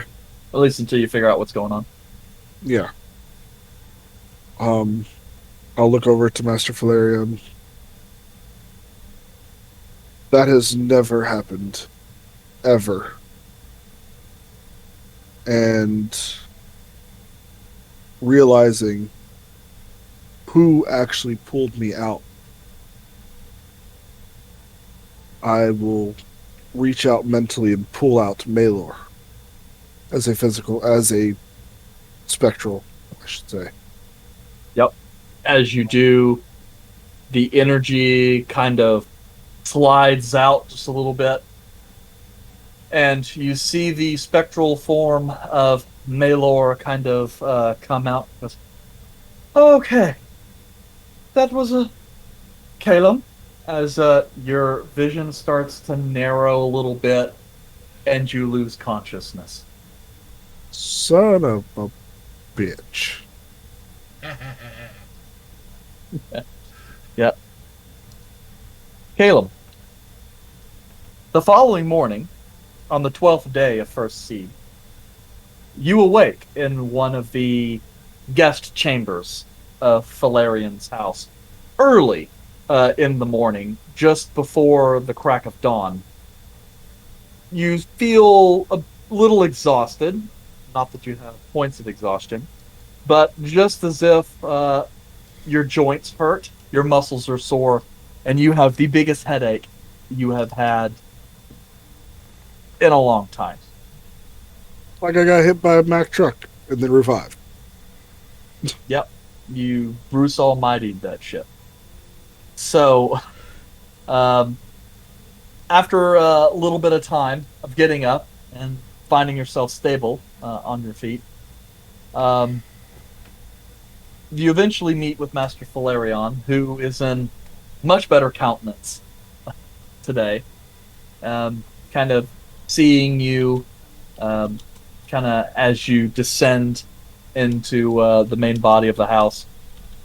At this point, some of the students who are at this point in time in the process of eating breakfast kind of catch glances at you, and conversation starts to die down just a little bit as you go past. And you are certain the topic of conversation, such as it continues, is what happened the previous day. As you kind of meet with Master Valerion in the morning, kind of glancing back. Ah, hello, sleepyhead. How'd you sleep? I don't even think I don't feel like I slept at all. I feel like I just got ran over multiple times by a carriage. Well, How did you sleep? well, I'm not the one who used a considerable portion of his power doing something yesterday. Yeah? But curious and honestly a bit on edge. The children are inquisitive, and More specifically, Margaret and I have spent much of the evening by Master Wolf's side, just ensuring that everything is good. He hasn't woke up quite yet, but he doesn't appear to be in a coma, just rather thoroughly exhausted. As were we both. He will be okay, though, right? Yes, yes, and I have done some preemptive detecting of thoughts just to ensure that all the mental faculties are working as expected. It would appear that the magic has done its due diligence, but I will most certainly have to keep an eye on him from this point onward. It's expected. I was not expecting any of that to happen. Hmm. It was All right. insanity from the get-go. Well, How are you doing? oh, I'm doing, I suppose, as well as I can be. And that was, well, quite traumatic for the children. And it is, unfortunately, the kind of thing that I will have to converse with Master Eldenboss regarding. But it would appear that it would appear the young child was in perhaps more need of our help than we originally estimated. I'm just glad that we got to him before any of this manifested outside of our reach.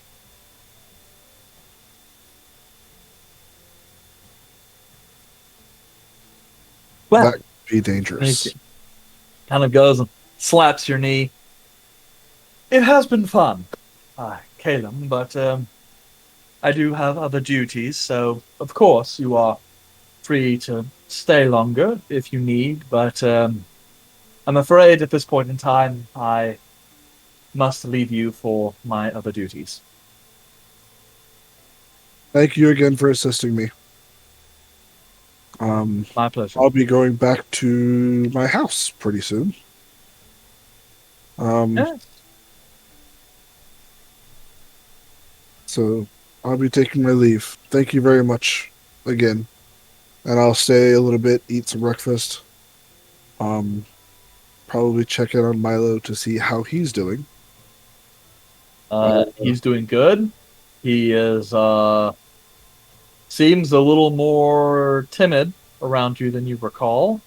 You can definitely tell he wants to ask about yesterday, but won't do it. Yeah. Partially maybe because he doesn't actually want to know the answer. Yeah, I don't even want to know the answer myself. Well, technically I do. Anyways, so after talking briefly with him, that's when I'll head back to the house. Taking the long way, thinking about what just happened. Okay. And then trying to digest what he just saw. And then heading back to the house. Okie dokie. So, in that case, I think it is a good time to go ahead and take our break. What? So, woo! See you guys in 15.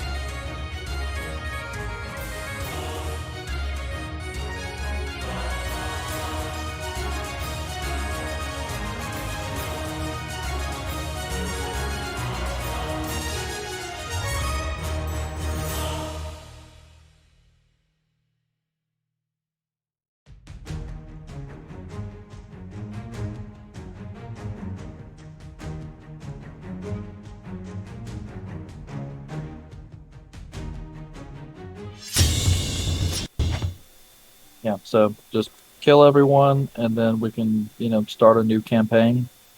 And then, I mean, you guys can just do better next time. Not Yeah. likely. So. Oh, hey, guys! Ooh. Welcome back! Hello. What do you think, Kaelum? Should we let the other people play now? I think we should. Just Okay. transition this to a two-person setup, where it's just. I'll let y'all just take care of the adjacent with Jace setup, where it's just two people. Like, I'll have a nice conversation. All right, Kaelum. So, you depart Master Valerion's house in the Sterling district, heading down past the still somewhat vibrant nightlife of the lower quarters, heading past the Adventurers Guild and the Wyvern Square, heading into the small little enclave of Ashgaran families and you guys that live in this small neighborhood. Before long, you arrive at the recently acquired manor house.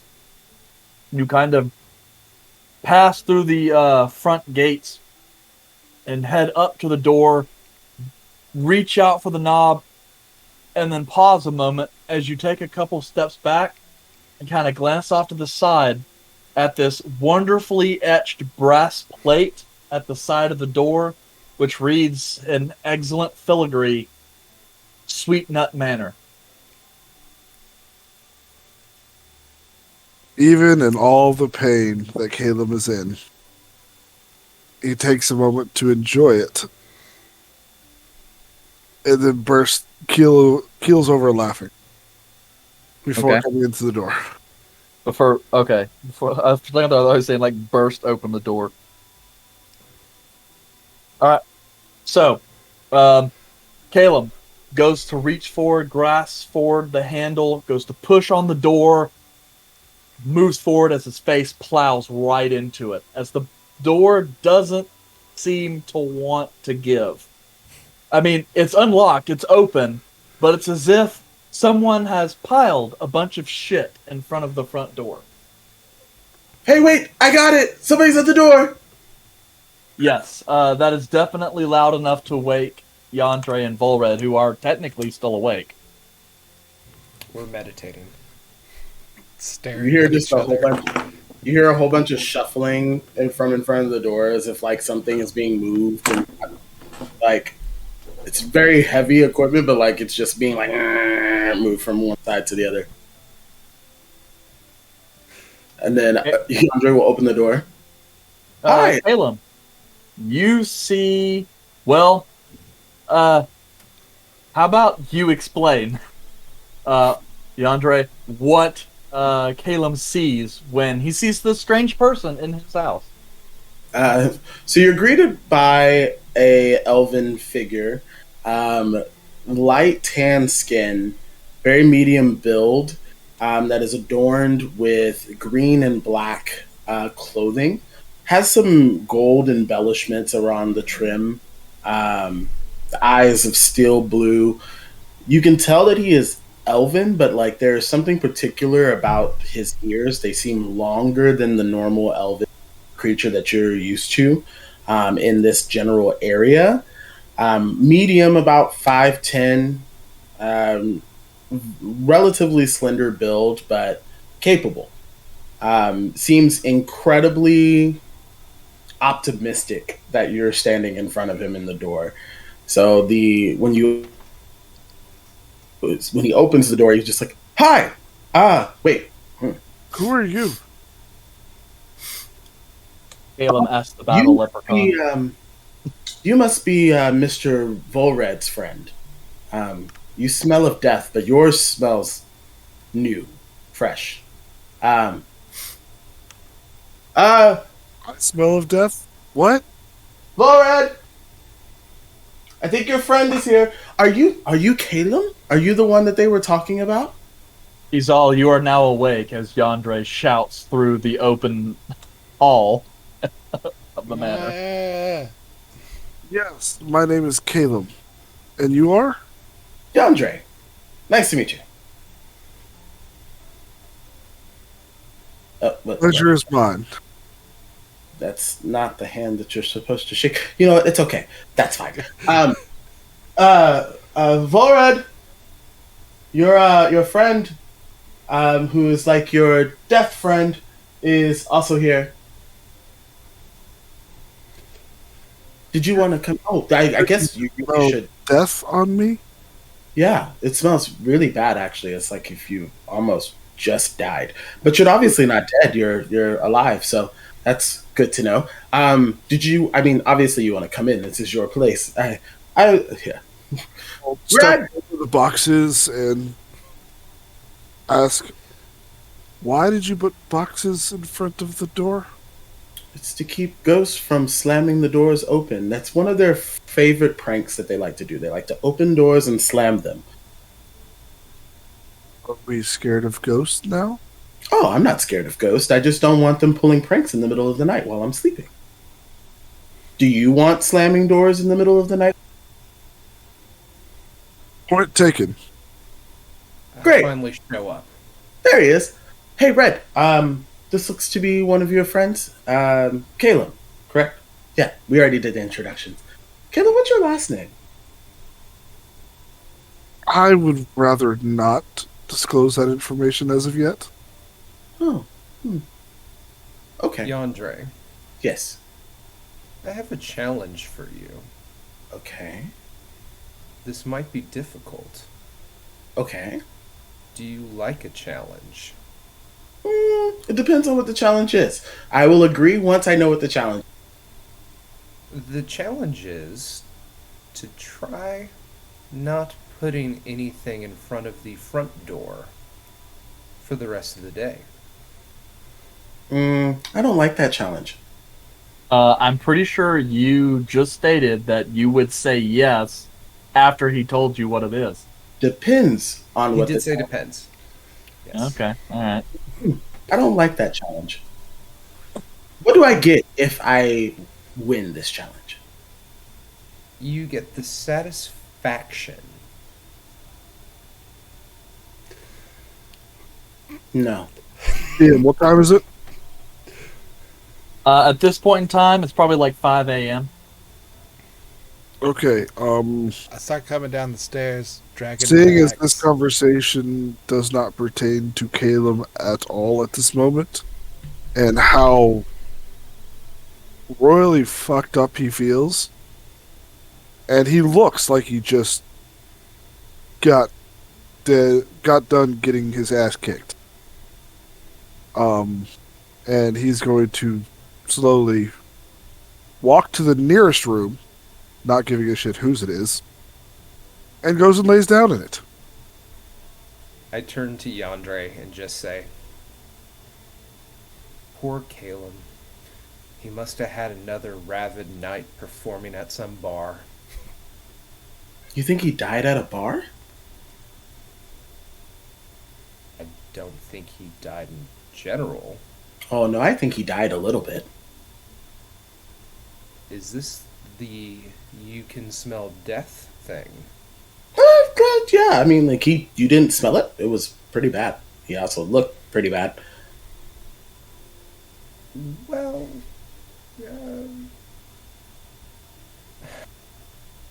I guess that's true. But he's alive and seems to be fine. If nothing were wrong, or if something were wrong, he would have said something, so. You don't really pay attention to the physical cues of your friends, do you? Why would I? That must be one of the domesticated elf things that happen here. Okay, that makes sense. I will try that. Excuse me. The way you said domesticated makes me sound like that was an insult. No, it's not an insult. You're just very different. You're not what I'm used to. You're domesticated, not as wild, not as feral.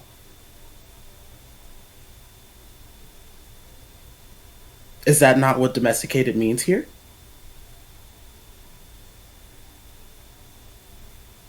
I don't know if Volred didn't go to school.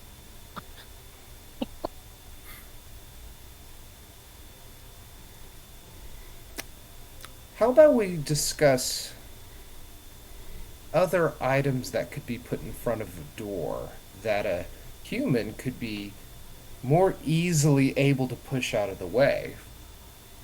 So, in a sense, Kaelum is one of the homeowners here, and blocking him from his abode is slightly rude. While I know that wasn't your intent, that action still has a consequence. Okay. So are you just asking me to put lighter objects in front of the door? That's a good start. And what do I get out of it if I do this? The increased satisfaction of your new friends. But that And they'll doesn't, actually invite you back. it's like, that doesn't sound like I actually get anything out of it. But I'll try it. I will try it to make sure that, Kaelum can get in through the front door, and Izal can get in through the front door. Also you can get in through the front door. But there will need to be some heavy items, only because some ghosts are strong, as you probably saw yesterday. We have a lock. That doesn't always work. Does it lock from both the inside and the outside? It can. Oh, it can? That's what locks do. Hmm. We can try it. Where'd Kaelum go? To that bedroom. And Yandre just points to the nearest bedroom. We went to Volritz. Oh. Yep. I mean, he can sleep in there. All I do is just sit in the corner, and Volred sits in the other corner. Unused bed. That's unoccupied. Yeah, so who was sleeping downstairs? That technically, I guess, would be Volred and myself. Okay, so you guys have the downstairs bedroom. Kelmac was in the downstairs garrison room. And then... Yeah, it would probably help if I... And then, who got the nice bedroom on the second floor? I got that would be Oh. me. Kaelum got the little crappy one that looks like a closet. Yeah. Oh, yeah, the one with the balcony? Yeah. Okay. So I'm gonna go punch Kaelum as he snuck into the house. Yep. Everyone else in the house got like a bedroom 3 times larger than his. Yes. Need a bedroom that big. He's gonna slowly Did you take want over me the to house. go? Did you want me to go check on him? No, I'm gonna He's in- go get him. I'm like half asleep. Start dragging the axe with me over to the door. Caleb, open up. Door isn't even shut. He's on the bed, like half on it, like just laying over it, and just passed completely out, and you hear him snoring. Looking. Are you alive, Caleb? Barely. Join the club. And I go back upstairs. I'm going back to sleep. I'll be up in a couple hours. Would this be a good time to put some things in front of the door? No, you don't. You don't have to. Don't just lock it. If a ghost can unlock the door, they can move furniture. Can I ask you a question, Yandre? Sure. I'm gonna sleep. Goodbye. Goodbye, is all. Good morning. The question is, are you afraid of ghosts? No. Why would I be afraid of ghosts? Because you put objects in front of the door and seem very hesitant to change your behavior. Yeah. Well, I said there are pranks that ghosts do. They open and slam doors all the time, and it really makes it really difficult for people to sleep. I mean, again, if you don't want them slamming doors, you prevent them from opening it. What if I told you I loved slamming doors? then I won't put anything in front in your room. Great. I love slamming doors. So let's start there. Okay. Now, your room also is occupied by Mr. Kaelum, who, again, smells like death. So, I will not be in that room. I guess I can ease all. Would that make sense? Since there's two people? Yeah. Wait, you're gone. I'm up at the top of the stairs. I heard my name. I came back a second. What? Oh, yeah. I'm going to go into your just transfer a little bit. But Mr. Volred and Kaelum here just stay in the bottom. Okay. Cool. And then you'll see Andre kind of back up the stairs lazily, but he won't say anything. He just kind of walks up there.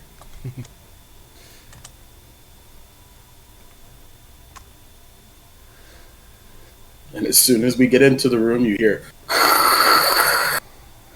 as Andre moves other items in front of the door. Don't forget about the balcony. Ghosts can mess with the balcony. Oh, we could definitely do that. He like moves like a cabinet or something in front of the, and then just sits in the corner.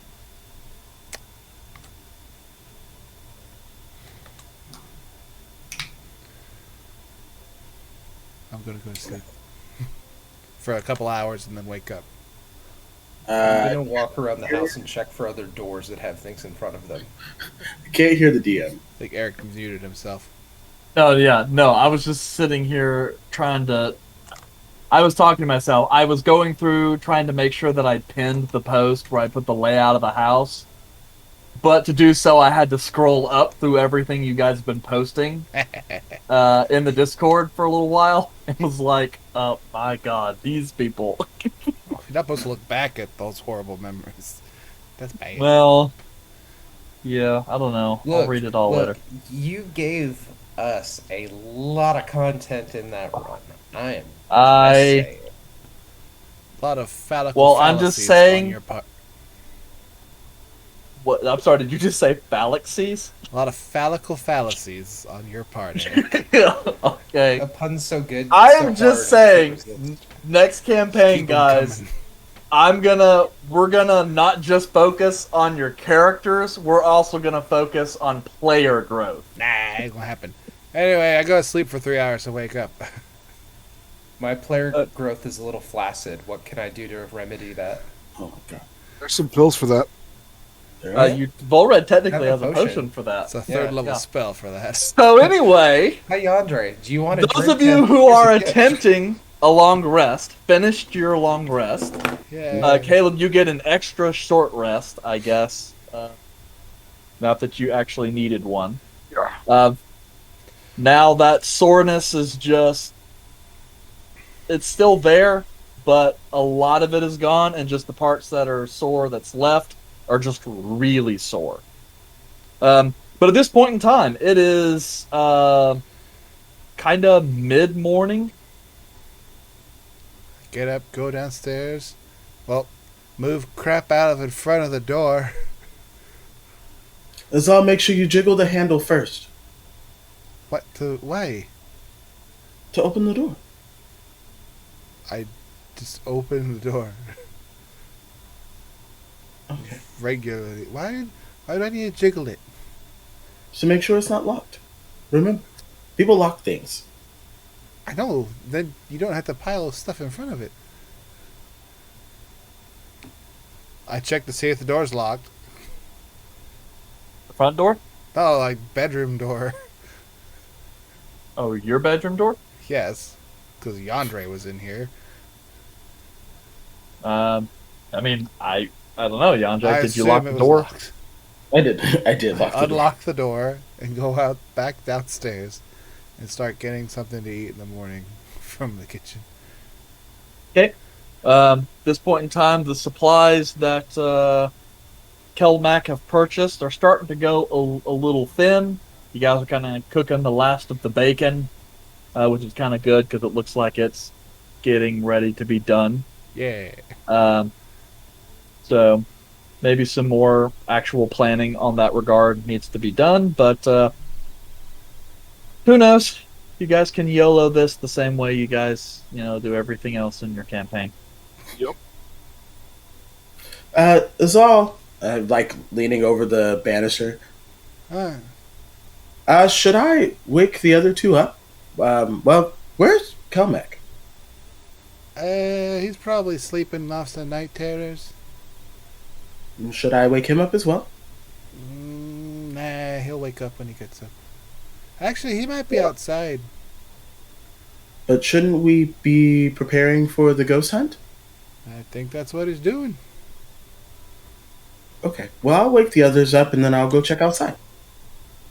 Yandere will go back to the previous room that he was in and just knock on the door.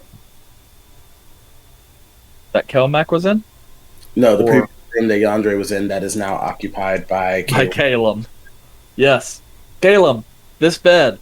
Bigger than the one in your bedroom and nicer, too. I don't imagine you locked the door or anything, so you probably didn't even bother closing it unless Izal closed it for you when she left.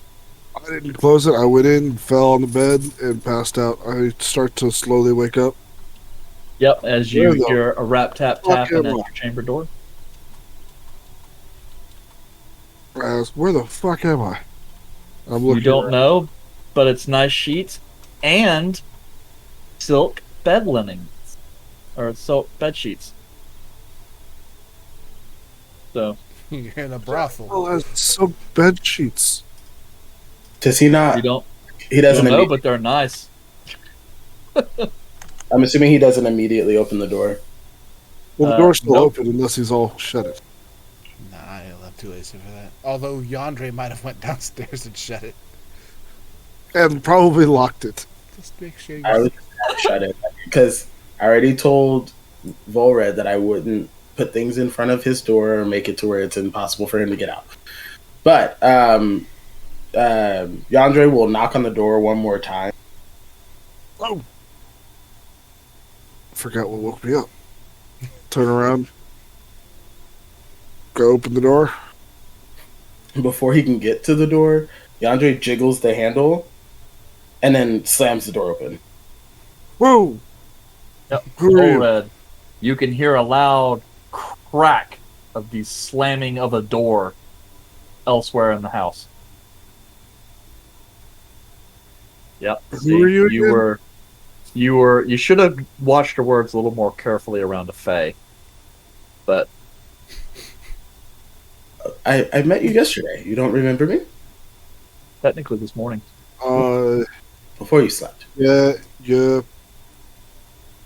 Yandere? Yandere. Yes. Nice to see you again. How are you feeling? Much better. Good. I feel less like I got ran over and more like I got punched. Good. So that's an improvement. You smell a little less like death, but you should probably take a shower and wash that off. That's my plan. Good. And Kaelum will get ready. Oh, and then Kaelum, Yeah. you should put like small items in front of the door to keep from slamming it open. Just a thought. We're going downstairs to eat breakfast. Join us whenever you're done. Do you know where Volred is? Usually he's hiding right behind people. Look behind me. Look Yeah. behind the bed. Find him. Well, no. Then I don't know where he is. I just woke up. Oh, great. Volred! And then Yandere will walk to the main living area since it's on the first floor anyway. As Yandere walks out, Volred actually was standing in the corner and kind of like appears from what's presumably sort of a dark shadow and slowly looks at Kaelum and walks over to the door, which I presume I don't know. Did you leave the door open? Yeah, I slammed it open. I never closed it. Slowly.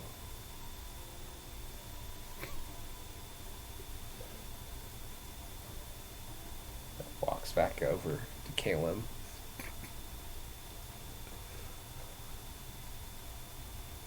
This Yandere is annoying the shit out of me.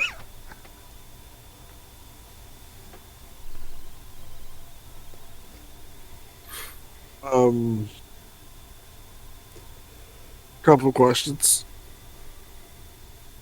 Who is he, and where did he come from? And why is he here?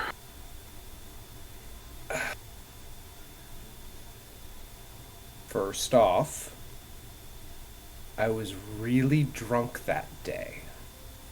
So I don't fully remember how, where, or even why. We were doing a quest to hunt Ghost. I was enjoying a fine meal with a local businessman who sells exotic spices. And anyways, I started getting excited there. I got really drunk, and next thing I know, we're in some sort of hut with Yandere, and he performed some magical spell on me to sober me up, which was a total buzzkill at the moment. Yeah, I imagine that would do it. He is Um, a buzzkill. Yes. why were you drunk? You were doing so well.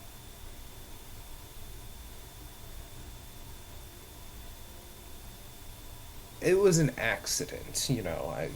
I had one small, teeny drink with you know, this local noble, which I only did it because we were trying to woo him over and allow us to accept his quest. You see, it was purely business, purely business. It just an accident. Just an accident. Much does Kaelum believe Red?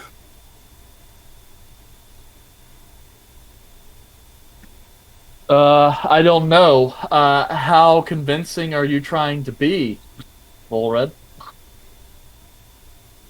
Uh, like I mean, are you just like saying it, not just hoping that he moves on without questioning you, or are you yes. legitimately trying to weave a story here? Yeah, I'm literally trying to like move on from that point. So it's one of those situations when you know that the other person knows that you know that they are trying to just move on, and Yeah. it's So really if Kaelum just falls for that or not. yeah, Calum's passive insight is like not great. It's a 10. But I No, also know Red, and if he's not trying to I hide it, mean, like, yeah, you know enough, and it's like, I don't think that's the truth. But then there's also another part of you that's like, do I even really want to know the truth? then I will leave it alone for now. But next time, try and be more careful. Yes, And anyways, you said he took your drunkenness away? he did. I think I was having such a great time too. Yeah. But anyways, you said y'all were going to go do the quest to kill the ghost? Or to exercise, I guess? Yes. How'd that Right. go? Sorry. One quick point of order. Caleb, make sure you add 150 gold to your inventory for completing that quest. You would have got that from Arnulf and Lorelei as the reward. So, sorry. Did you take their entire net worth? Kidding. Um, so, okay. Ah, yes, yes. I will. I will promise. I will be careful. Okay. But anyways, we were doing this deed, and somehow I don't know if it was Azal or Kelmac or whatever, but we found Yandere, and Yandere seemed to be someone who could help us out very well. But we kind of got our ass kicked a little bit fighting some ghost. And we will have to return to finish what we started. And naturally, it made sense for Yandere to, just come join us for the evening since things were starting to be rather late. All right. And how? Why is Yandere annoying to you? Besides the sobering you up.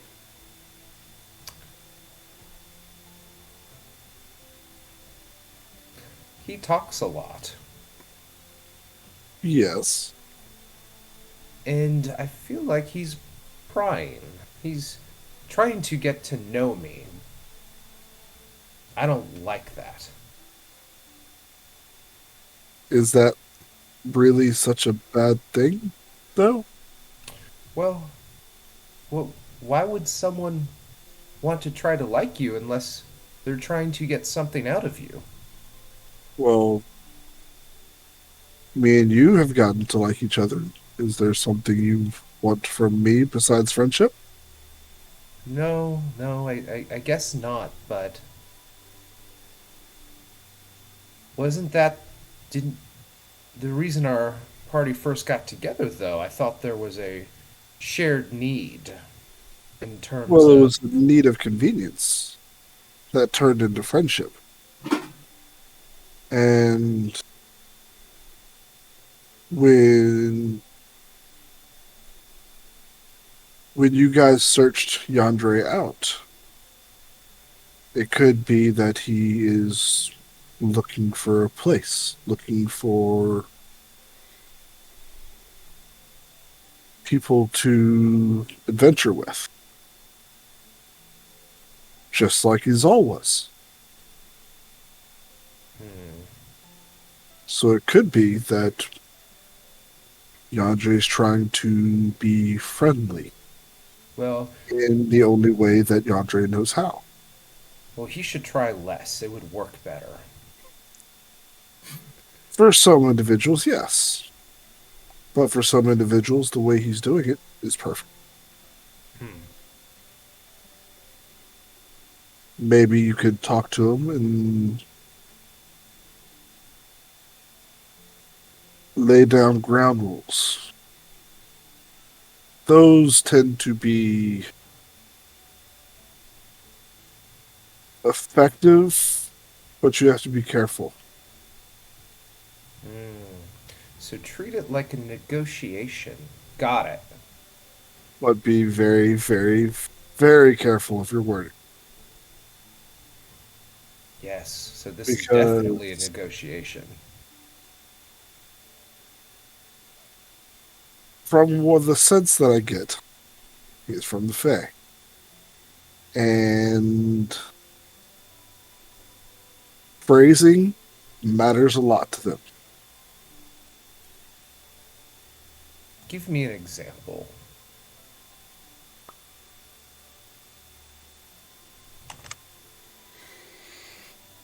So,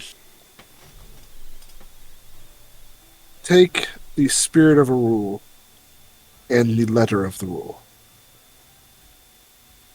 Say, you remember what happened to our young friend at Master Valerion's house? When he had the spell cast on him to be happy.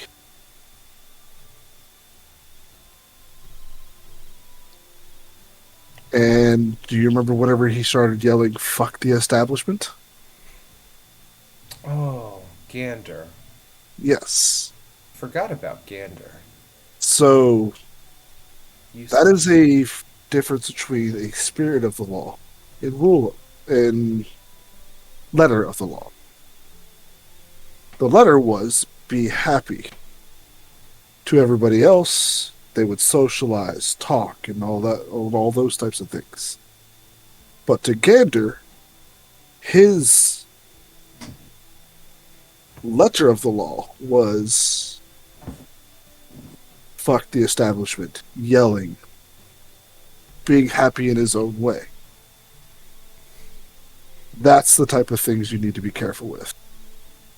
How things can be interpreted.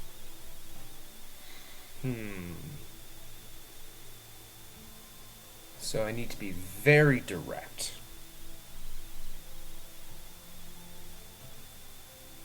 Yes. And be careful with gifts. Say that again?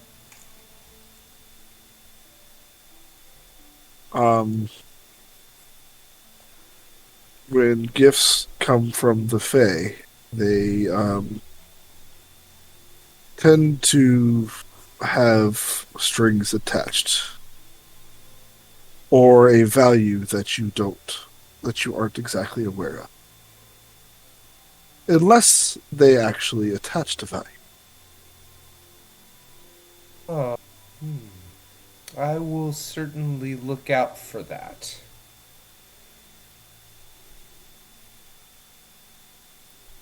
Enough about me. You look unwell. Very, yeah. Are you okay? Let me just say, I won't be doing another ritual of ascertainment for a little while. I had one go very haywire and nearly killed me. If it wasn't for Maylor, I think I'd be dead.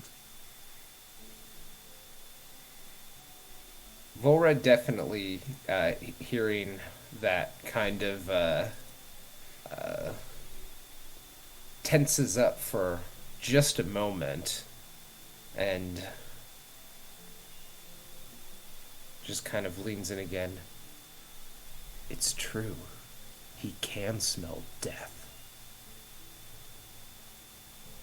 Yeah.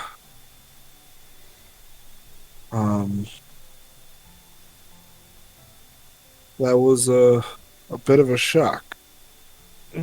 I get up and just walk away.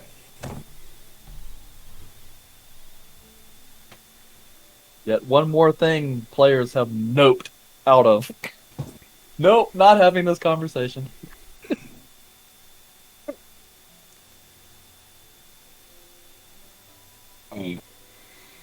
So yeah, Kaelum just getting left alone. Well, shit. I guess Caleb leaves the room, then goes to get ready. Okie dokie. So is all. Do you have feeling in all your fingers again? Yeah. Good. hand- And your toes. Left hand kind of hurts. It's got bruises all over it. Oh, well, that's also because you were scratching down like a brick wall. That was a kind of a thing. I'm gonna but- not do that while I'm awake. Jaw doesn't hurt. You're getting enough magnesium. Not more than usual. Oh, you should probably take some of those. Usually, whenever you get possessed, you start to grind your teeth or yell, or they usually unhinge your jaw. Ooh. But I didn't see that happen to you yesterday. But it doesn't hurt to be careful. Well, I'm a little concerned with the neck wound I received from Volred, but I'll put magnesium on the top of the list of things I look into. Good. Upon walking in and hearing Izal talk about a neck wound from Volred, It's like a bandage right here. the fuck And happened? like a big old bruise on the side that you could see on the side of the shirt. It's like, Bar brawl. uh, What happened to you? ghost busting. You look just as bad as I did. Hey, that'll be bringing me down to your level. I was Yeah, awake. less death. Yeah. I don't smell like that kind of death. What the hell happened to you? I shit. thought you went to college. I did. And he died. So, It's the price of higher education. These tuition fees are getting ridiculous. Yeah. And it used to be just an arm and a leg, but now it's your. The whole shebang. Now that we're actually in the room, I'll give Izal a rundown of what actually happened. And if Red wants to stick around, he'll hear it. So, you suck at rituals then.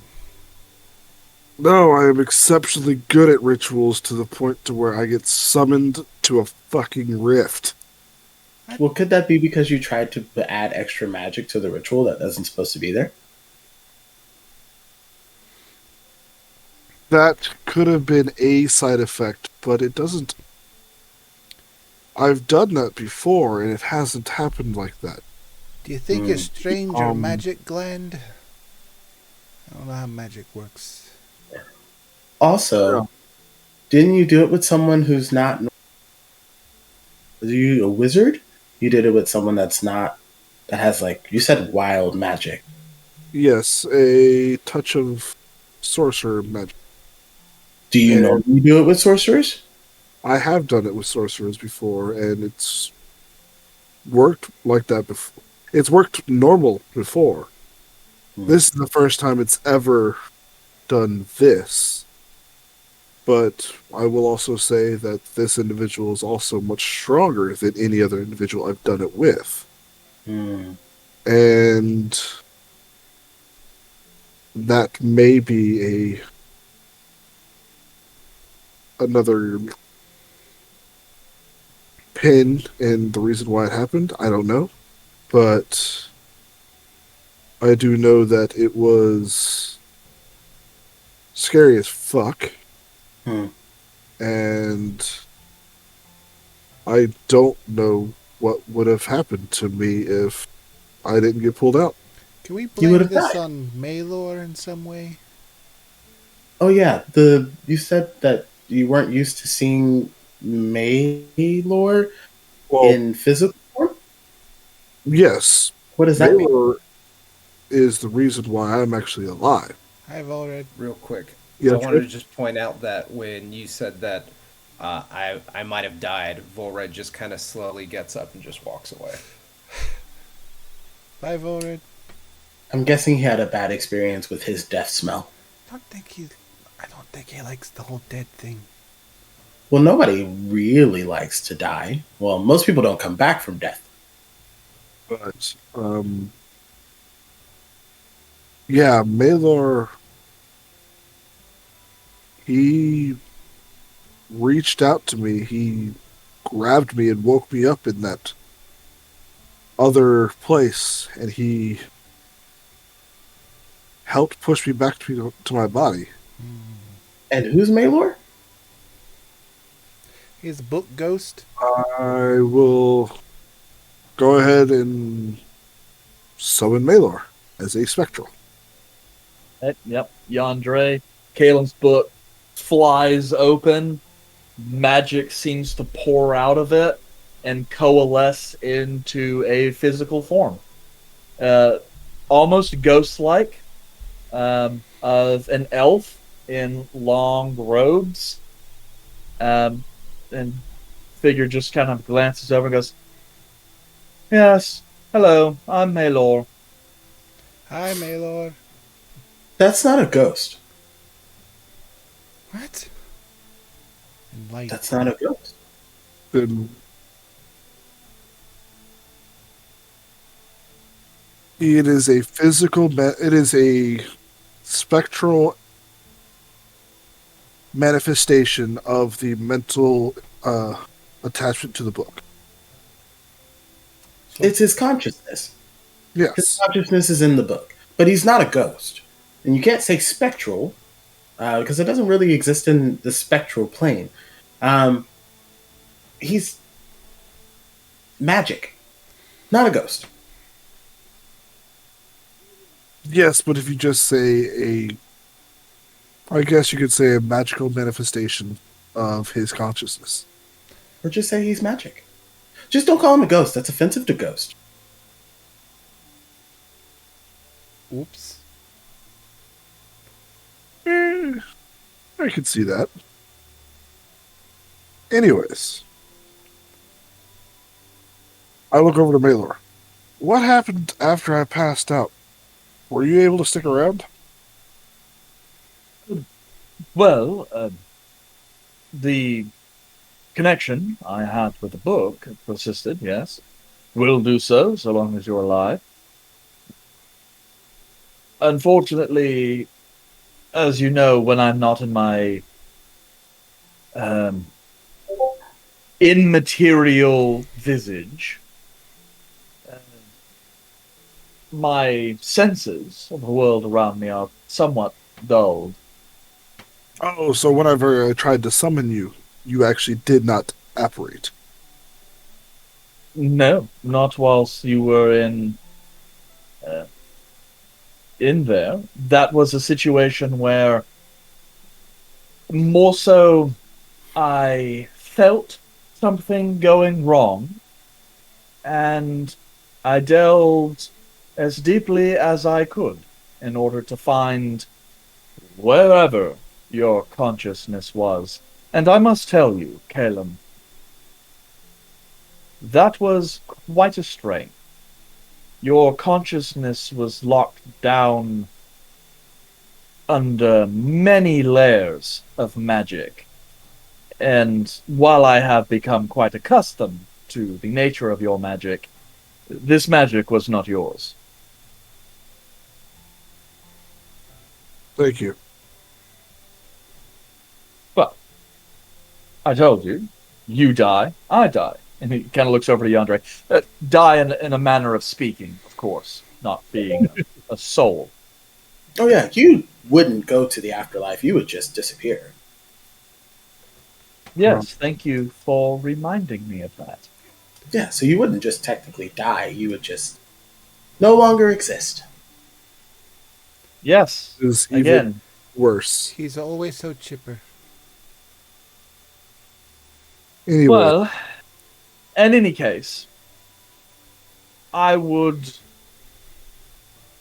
be careful moving forward. That kind of power leaves a mark. do you have any inkling as to the source? He kind of thinks a little bit. I can tell you many things, Kaelum. As you are aware, I was, before my death, a student of ancient magics. The magic of the elves, specifically, back during the First Age. And I learned a lot about their history, their customs, their ways of magic. I cannot be absolutely certain, but from what I was to gather from the nature of the Arcana, the magic that gripped you was not magic of the weave. It was something deeper, even beneath the earth. As far as I can tell, Kaelum, the magic that gripped your spell was magic that came from the rivers of mana. It is wild, ancient magic. And I don't mean wild in the sense of that child sorcerer you're talking about. And to be quite honest, channeling that kind of power is exceptionally dangerous. The elves called it high magic, and it is typically only the kinds of things that the most powerful of archmages could even attempt to do. You were lucky this time, Kaelum, but in the future, I cannot understand why it is that magic invaded the circle. Perhaps the child is linked to the rift in some way. If he truly is a sorcerer, his magic could have been born from close proximity to the rift. I'm sure that such powerful magic proximity changes things over time. I very much doubt he is the only person to ever manifest such a thing. My understanding is Uakari humans have performed, adapted some sort of latent magical power due to prolonged exposure to the rift's energies. Yes. Perhaps this child is something similar, only far more prescient. Well, thank you for your input. I'm sure we will be discussing this at length over the coming days because that is a lot to digest. Yes. But again, thank you. You saved my life. Well. And then I'll get up and look. I'll look at everybody. So, what is our plans for this evening? For this afternoon? Yes. Well, we have to go back and hunt that ghost. And it's really not the afternoon. I think we should do it as soon as possible because the ghosts aren't as active in the middle of the day. But that was a very strong ghost, and I think it has a friend.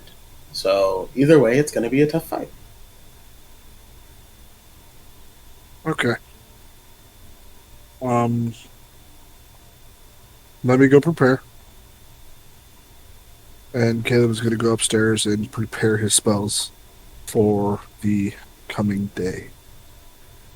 I'll prepare Swap my out spells. to your ghost hunting loadout. If I even have one. Of course not. You haven't created the preset yet. There is no presets. Well, because you have to create it. I'll prepare minor illusion and message. And father. Okay. Good to know. Good to know. So, Yandere, Mm-hmm. how are you? I'm doing well, friend. How are you? I'm pretty good. Want to come meet my cow? You have a cow? Yeah. She's real Yeah. big. I take Yandere out back. I show him murder. This is murder. Murder smells of death, Yeah. but not her death. Yeah. There's a lot of things. She protects Especially the around- other horses. Mm. Oh, she's a guardian. That's good. Mhm. Means there will probably be a lot of spirits around her, surrounding and protecting. And When you die, you'll probably be protecting her as well. I'd hope to outlive murder, but whatever. Oh, I guess that is a factor. You might outlive murder. Well, given the way that you acted yesterday, you might not survive past today. Yeah. Wait. Let's see what happens. These are the other horses we've got. This one's name is Kumquat. Kumquat, nice Yep. to meet you. This one's Megan the Stallion. Megan the Stallion, like 3 separate, like first, middle, and last name. I don't know. A friend Arthur named her that, and she apparently has an attitude. Attitude. Oh, good.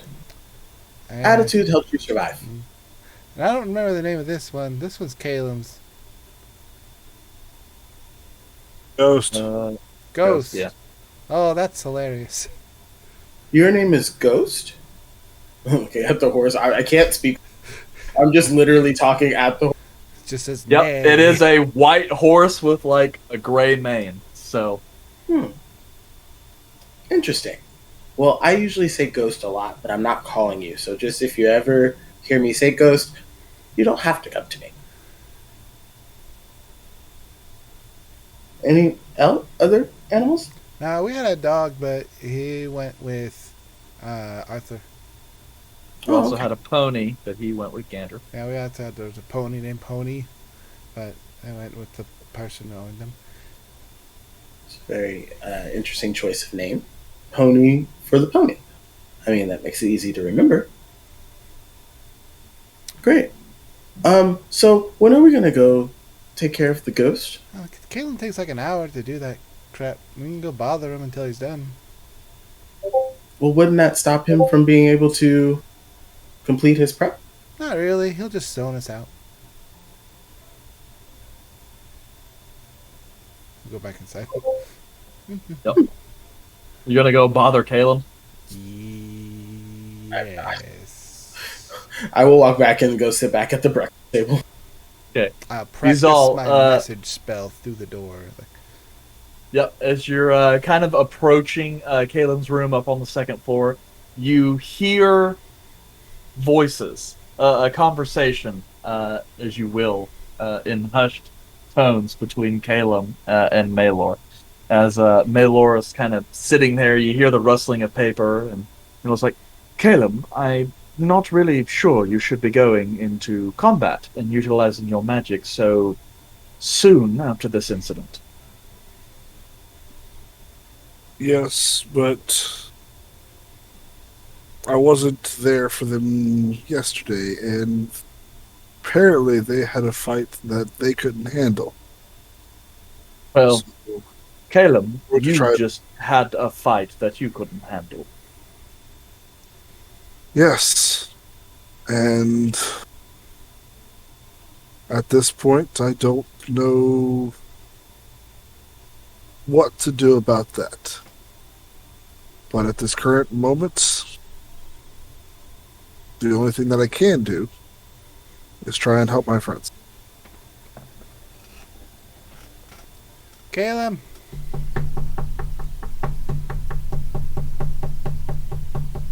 Yes? if you're gonna have a private conversation with your spirit friend, you probably shouldn't do it out loud. Why not? I'm pretty sure y'all could talk like in your head, right? We could, but it's easier to articulate words instead of mental images. Alright, one's way more private. Are you done yet? Yes, I am. Don't prepare the sleeping one. I haven't prepared that in weeks. I'm just making sure that don't do the grease one either, cause ghosts float. All right, one moment. I didn't prepare that, but I'm going to say I did. Yeah. Do you have any like fiery ball shaped ones? I do not. Okay. Caleb's actually a little light on battle magic. Yes, I am. Do you have anything specifically good against ghosts?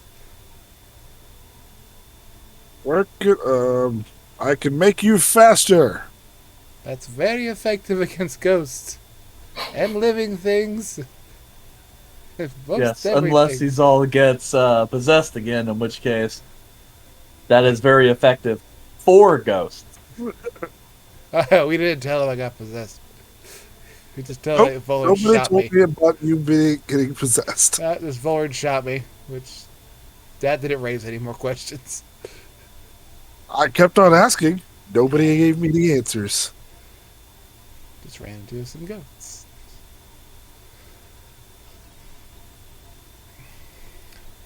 I'll be downstairs. I go downstairs. Alrighty. Do, do, do. Hey, Volred. Also, Do you have your ghost fighting gear? Kaelum, don't forget to set a long rest because you've got some spell slots ticked off. Will do. Thank you. Azal, am I supposed to have different gear today? Oh, whatever we used last time wasn't very effective against the ghosts, so if you have anything else.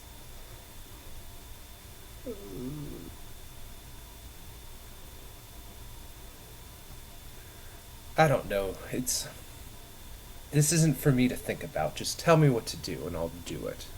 If I or someone else gets possessed, you don't have to go for a killing blow. A wounding one, something to nick 'em. Well, if you kill the host, the ghost disappears. Well, they leave the body at least. So really actually an effective way of getting rid of the ghost. Okay. Yandre, Mm-hmm. what should we have done differently in that first attempt? You're the expert. I know one. Mm-hmm. Not getting possessed by. Yes. That would be the first step. Second step is, really, I probably could have casted the ghost out a little bit quicker, but you guys were so eager to attack your... I'll just kind of let it happen until it looks like they're about to kill her. I have ways of bringing people back from dying, so it wasn't really a concern for me, but you guys just seemed like you wanted to hurt her really bad. So I didn't know if there was some animosity or any other issue you wanted. Huh. That is an assumption. Why would I want to kill my friend? I don't know, you shot her in the neck.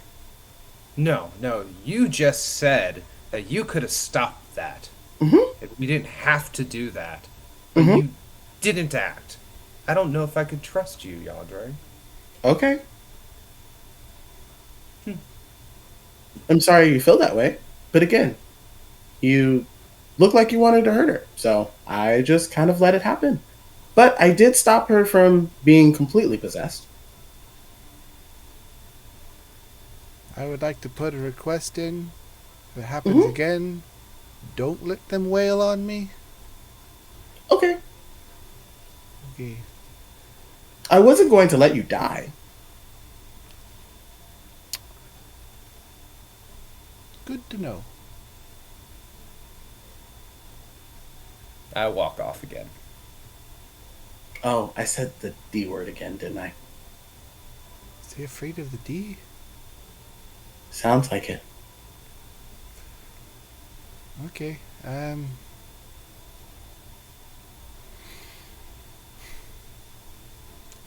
All I have is really an axe to go against them, so I don't really have an option. Well, your axe is magical, though, Yeah. But I gotta be able so that's a good weapon to hit go against them. What do you think that's friend was?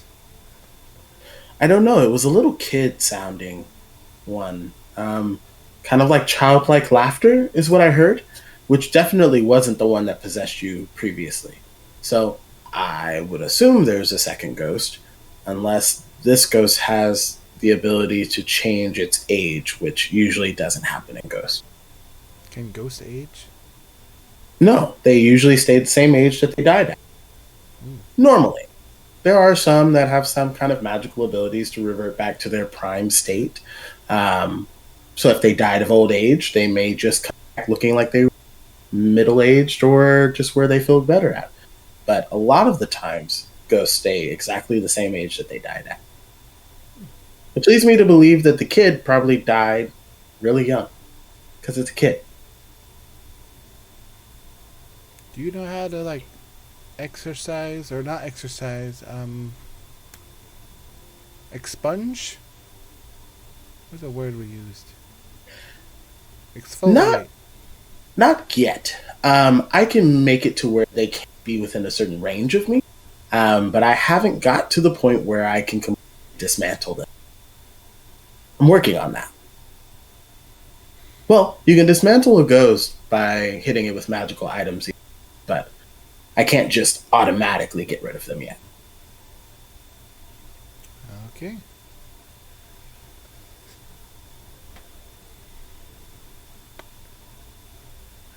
Any other questions?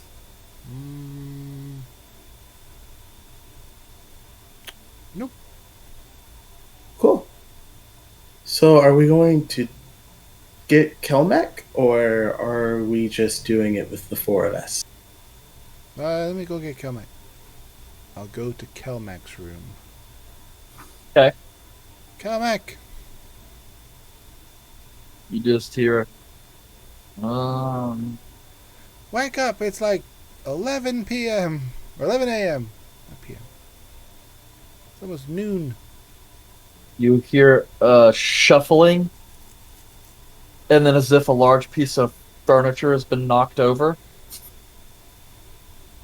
And then you hear the rustling of plate echo from the back of the room. And then towards the hallway as the door cracks open. And Kelmac, still in full plate, bedhead kind of all over his fur, Bedman. just kind of go, what? We're gonna go fight the ghost. And he just kind of like leans back a little bit and looks out the window outside. Okay. And he turns around and starts walking back into his room. You're coming with us. Alright, we'll meet you in the living room. Go back to the living room. Was that your impression of Kelmac or Aaron? Well, let's be honest, there's not much of a difference. Because Aaron doesn't really do voices. That's fair. I don't really do any of It's fine. I don't really do. I got like 4 or 5 voices. So, I got an Irish male, an Irish female, which I guess basically just kind of sounds like an Irish male that got kicked in the balls. And then, yeah, I mean, very few. And I've got like the one Scottish-ish voice, and then my Scottish female voice is basically just like my Irish female voice, So you got kicked just in with the more balls. swearing. So, honestly, I've kind of given up on having all of these different voices. At this point, it's mostly just about differentiating the different NPCs so you know who is talking. Gotta get Zigla and Mizak to communicate together.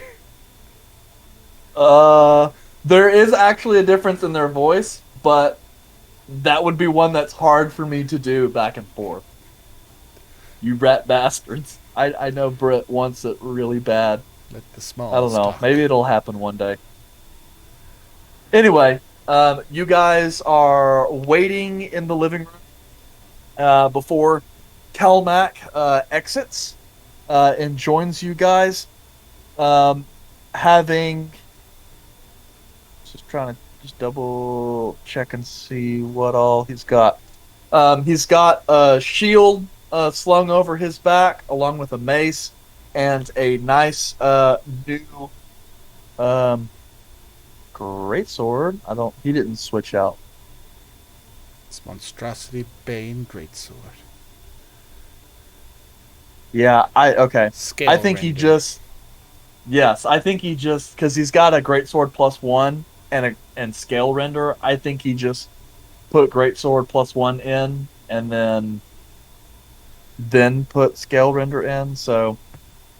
Aaron, I am removing the greatsword +1 because I'm fairly certain I did not give you that. If that no, is... he cast magic weapon. I believe is why he did that. Ah, so he just added it to... Okay. Yeah. Okay. Well, in the future, Aaron, you can customize damage bonuses into hit bonuses on that for temporaries instead of adding something extra. Anyway, it doesn't matter. He's got scale render. And so he's got his nice shiny new sword that Izal bought for him.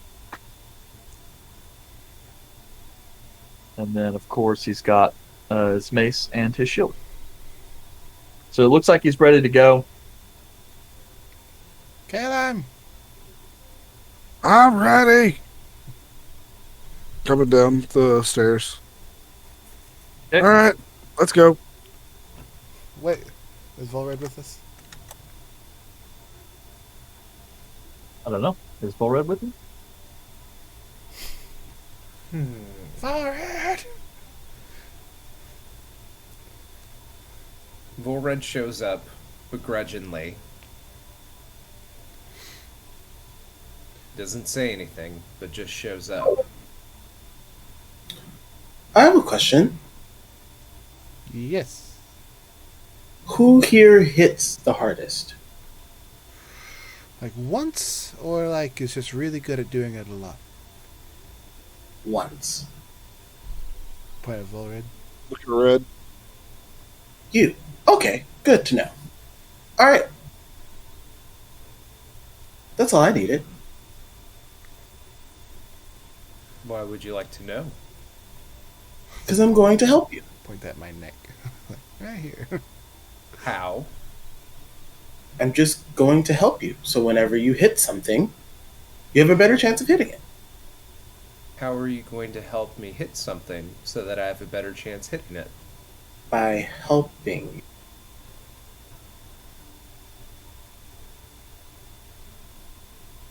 How?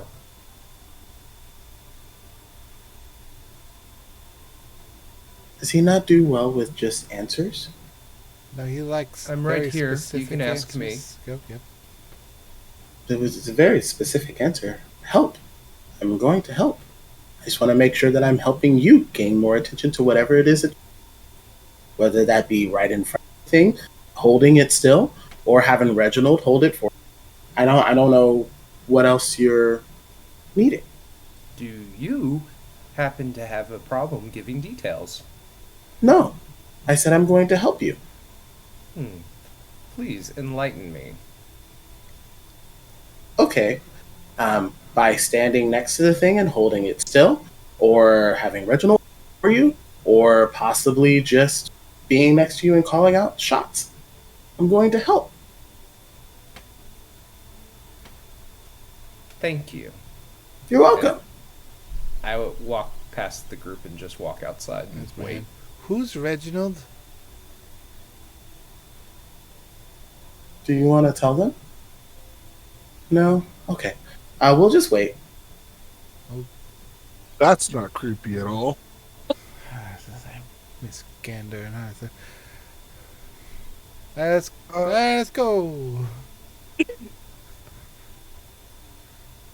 All right. So you guys depart the house, locking up as you go, and then make your way out of this ward and to the northeast area of the city, through the Sterling district, not too far away from Master Valerion's house, into the Moon Gardens. As you guys are kind of approaching the area of the house this time of day, was there anything you guys wanted to do, purchase, or set up before actually entering the house or arriving? Mage armor. That's it. Boom. Let's see if I have any fucking money. I don't know if I have money anymore.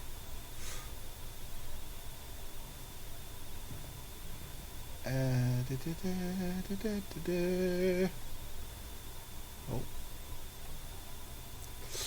Hey, I got some money. Some. Is there a place that sells magical potions nearby that's not... We went to that one apothecary, and they pointed us to the other one, but that was in the other island, not this one. I don't know if we've gone for, like, specific magical potions before. Yeah, Okay. so you're looking like an alchemist. This is not necessarily the kind of place that Kaelum does a lot of his shopping. Um, but thankfully, the Moon Gardens really are not that large a place. It's mostly just like a couple, a few city blocks. Um, so without too much effort, you guys are able to find a merchant in the area that sells stuff like that. As you might expect, it is a an elf. Um, it's kind of this bizarre kind of shop that's just kind of wedged in between like three other buildings, and the building seems almost kind of like purpose fit just to fill in that space. So very unusual kind of uh, very unusual shape. Um, as you enter, the place itself appears somewhat cramped, as it appears to kind of be like a series of kind of small rooms that just kind of spider web and move in between each other. So it's almost kind of like one of those old houses where you were expected to have lots of small rooms, but everything is kind of like piled high in every available spot with junk. There are some things that, like spell components, alchemical ingredients. Um, you even see what kind of looks like some staves and wands that look like they might be magical in nature. Some other items that you would hope are enchanted because they have some pretty large price tags attached to them. Um, and as you're kind of moving through, a sort of half-elven gentleman in kind of these long brown and tan robes kind of appears out from behind one of the shelves. It's like, ah, welcome, customers. And, glances around. Yes, adventurers? Yep. Ah, well, yes. So, what is it I can do for you? We're actually about to go do something that could be dangerous, so we're looking. I was looking for something like bolster myself, because last time we were going against a ghost and it possessed me, and I'm not a big fan of that. Do you have any like potion that'll help me fend off of that, or something to keep me not like scared of things?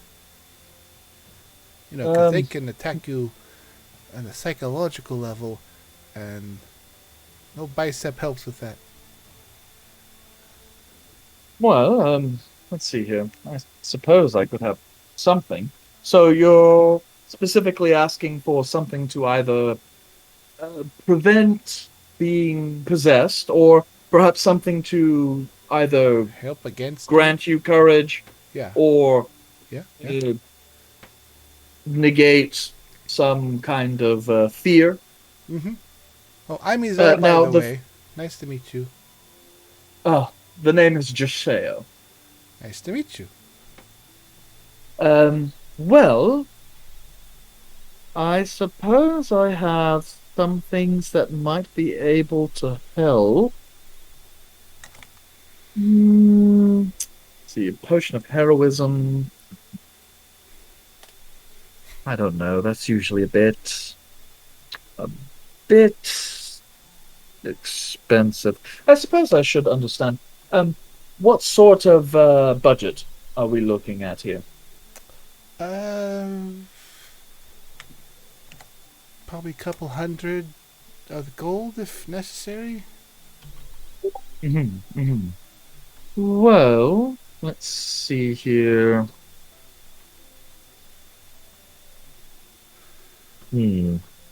I don't know that I will have too much that would help you necessarily in that regard. But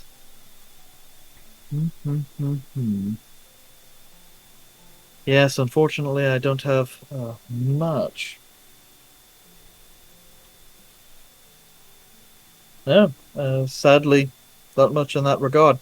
I do have something that could probably help you against the fear effect, but the ingredients necessary in order to craft that potion make it exorbitantly expensive. Uh, many times more than your stated budget. I do have some less expensive items that basically place upon you a sort of a magical boon of a indeterminate form that you can use for benefit. However, it is kind of a one-use type thing. That seems very vague. Well, yes, unfortunately, this particular potion is of a particular recipe and herbs that come from the Feywild. So, but essentially what it does is when you imbibe it for a period of time, you can divert that magic into an action you are performing to make such an action more likely to succeed or resist. Basically, mechanically, it gives you advantage on an ability check, attack roll, or saving throw. And it lasts for an hour, but you only get to use it once. What if I tell you I have like 400 gold that I could have as an option? Well, that particular potion that I'm referring to normally costs 150. And if you are interested, I could sell you 3 for 400, though. That is 50 gold off the total price.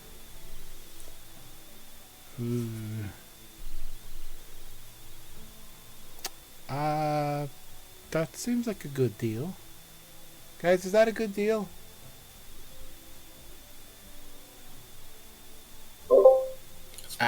You are getting something for less the total value. That sounds like a fantastic deal if you do the 3. That sounds I'm going to observe it and look and see if the actual price of that is 150 gold. Okay, so you just kind of take the form or the bottle. It's in a relatively somewhat ornate glass, kind of like as if it's been expanded and like pressure cast into some kind of shape. And it's funny because as you're kind of shaking it, it's almost as if it's not actually like a liquid. It almost kind of looks like some kind of smoke or mist, golden mist that sparkles like glitter in there. Yeah, how exactly do you want to take a look at that? You just want to do a straight up, what is the value of something like this? Or are you trying to determine its magical properties? Well, first I would try to determine its magical properties, and then I would try to do a determine its price. So I'm assuming. Okay. So for determining the magical item's properties, you can roll a straight Arcana, or if you want to help, you can use like Detect Magic or something like that. I'll just do Arcana, unless I have time to do a ritual. That is up to you and your party. I'll go ahead and cast the ritual if nobody minds. I put 400 gold on the table. Right.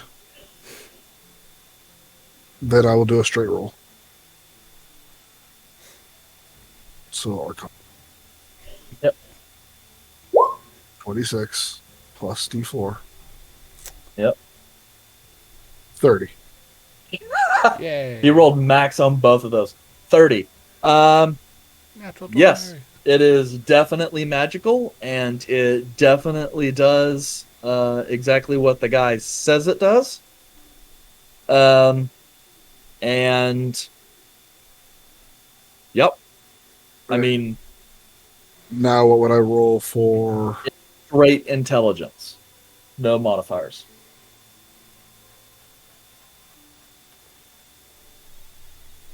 9. 9. Can I have advantage because I rolled a 30? No. Okay. You know, yeah. You know all about how this stuff works. Not so much the mechanisms of how it's bought and sold. Yeah, but from what you can tell, potion of this typical thing probably could cost anywhere from 150 to 250 gold. So even him saying it's 150 is, you would consider, a pretty fair price. Okay. Just And- going off other stuff like I that. already put the money on the table. Oh, no, this was just for Caleb's peace of mind. Wow. Quit looking at my potions. Right. I will gladly purchase 3 of them from you. So you can add 3 potions of advantage to your inventory. Yeah. And that is the end of the deal, correct? It's just buy the 3 potions and that's it? Buy 3 potions, you give me 400 gold. That is the deal. Great. That's a fantastic deal. Yeah, that's typically how it goes. Typically? And there's usually not like fine print. It's just a simple deal. Interesting. Is that what you think of all deals? I'm beginning to not. As you should. So, are we good to continue towards the ghost? I'm good.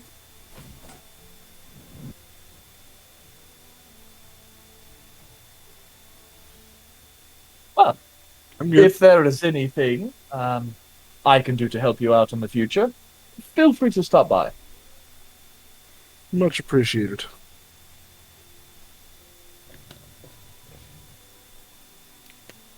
Bye. Bye.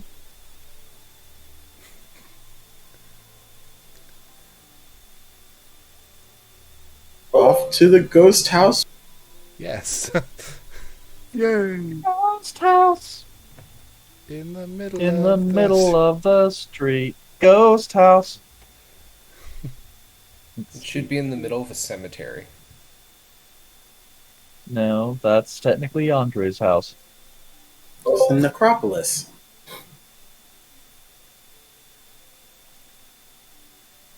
But yes. I'm good to go. I've got everything I need. I'm ready. I just wanted to get this. Yeah, sorry, just making sure that I make a note of that merchant. Okay, so you guys depart Jashea's apothecary and head over to the haunted house of Hamuntaneros. The place looks actually a little worse in the daylight, as all of the lack of maintenance is much more apparent. This place definitely seems to have been uninhabited for a number of months. But as you guys kind of approach, a couple members of like the neighbors, kind of down the street a little bit, just kind of give you guys side eye and watch you apprehensively as you approach the house, perhaps remembering the ruckus of the previous night. House party over here. Let's go. We have a permit. Okay. Right. So, you guys enter the house. Yandere will walk up to the door and jiggle the handle.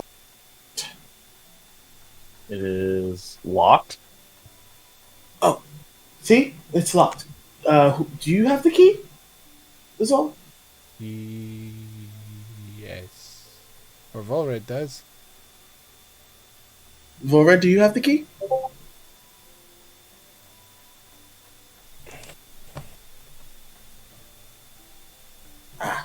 Thank you.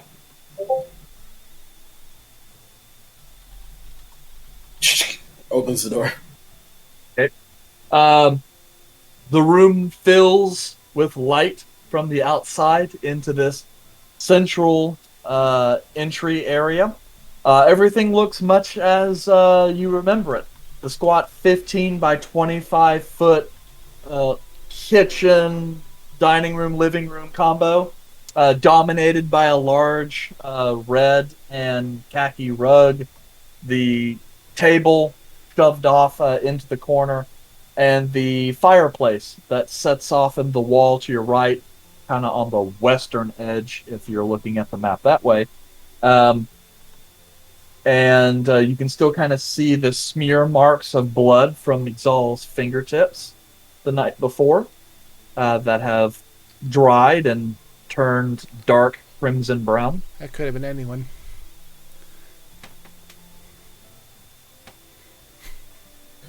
Shall we try upstairs first? Mm-hmm. I think that'd be a good idea. Yes. I pull the cork. Okay. I drink a potion. What's y'all? Okay. What's y'all's marching order up the stairs? Before we hit the stairs, I am going to cast Bless. And I'm going to bless Izal. I don't really know what Kaelum can get, so I'll say Izal. Kelmac. Is all who? Okay. Telmac? Izal, Volred, and Kelmac. Okay. But what was the order? I'll go first. Second. Third. We should probably keep Kelmac in the middle. Yeah. Kelmac has that ability that adds to saves. Or If we're- Then I then- will go after Kelmac. Okay, and Volred, were you going at the end? Yes. Okay. Volred, about the time as people kind of start reaching some kind of single file, heading back through the narrow hallway towards the stairs, the front door quickly slams. Just about the time Yandre and Izal are kind of making their way through the archway to head back towards that back room, and you start to immediately hear the squeaking of floorboards from the area above, and you hear a slight grating noise, Volred, as you look over into the room that's just kind of off where the fireplace is, the one that had the bookshelf and the candelabra, as the large candelabra just kind of rocks a little bit and then falls over and lands on the floor. Parts of its really kind of fine filigree handles breaking and kind of scattering a little bit on the floor from the impact. Well, first of all, Volred was surprised and a little apprehensive at the door being slammed. Mm-hmm. And where's the rest of the party? I assume in front of me going up the stairs? Yeah, basically, like 5 feet away from you is Kaelum, 5 feet away from Kaelum is Kelmac, and then Izal is 5 feet away from there, just like in the entry spot to the hall, and then Yandre would just be like 5 feet beyond that, going through the hall, just about to enter the back room where the stairs are. So am I the only one who noticed that? No, I mean, Kaelum, everyone would have heard the noises. Both Kaelum and Kelmac would have definitely heard the candelabra falling, but you're the only one that would have line of sight to it being knocked over. I don't see like a ghost or anything. Nope. Okay. But Kaelum, or Izal, the hairs on the back of your neck start to stand up a little bit. I'm just going to continue following the group. Here, ghost. I will take this time to activate Lightbringer. Okay. Ghosty, ghosty, ghost. Okay. And then So I'm going to pull out my book, and I'm going to do a quick ritual cast of detect magic to try and assist me in finding anything in the room.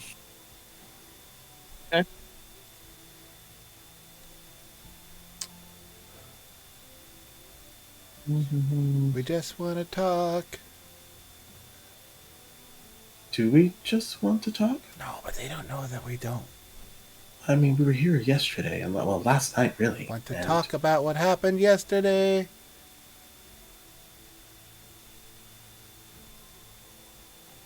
Hello. yeah, I was just checking right quick to see how detect magic interacts with ghosts. Okay, so so as you're kind of sitting in there, kind of moving through, and I assume you guys are still heading your way up the stairs. All of you guys, as you're kind of entering that back room, obviously Yandere and Izal feel it first, followed by the rest of you one after another. You guys can definitely feel the temperature around you drop a little bit. Not super cold, but it's definitely getting colder. Izal, you start hearing voices. And it's a very familiar woman's voice going, "Be now." No.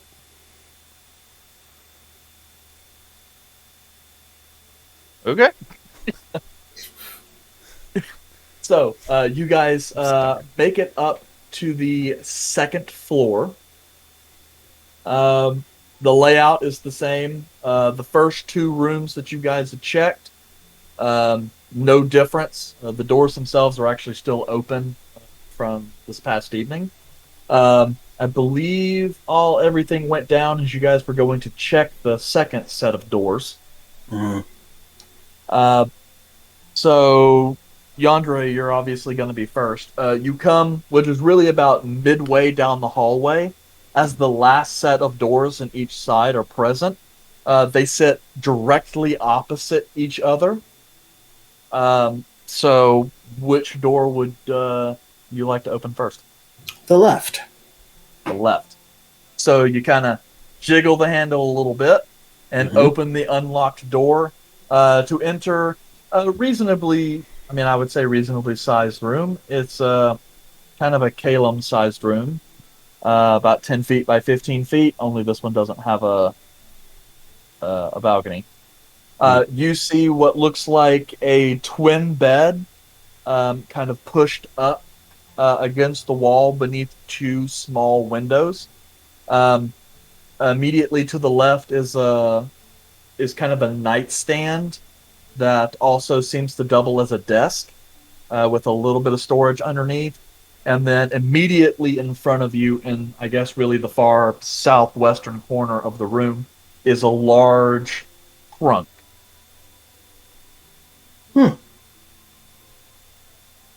Well, this looks like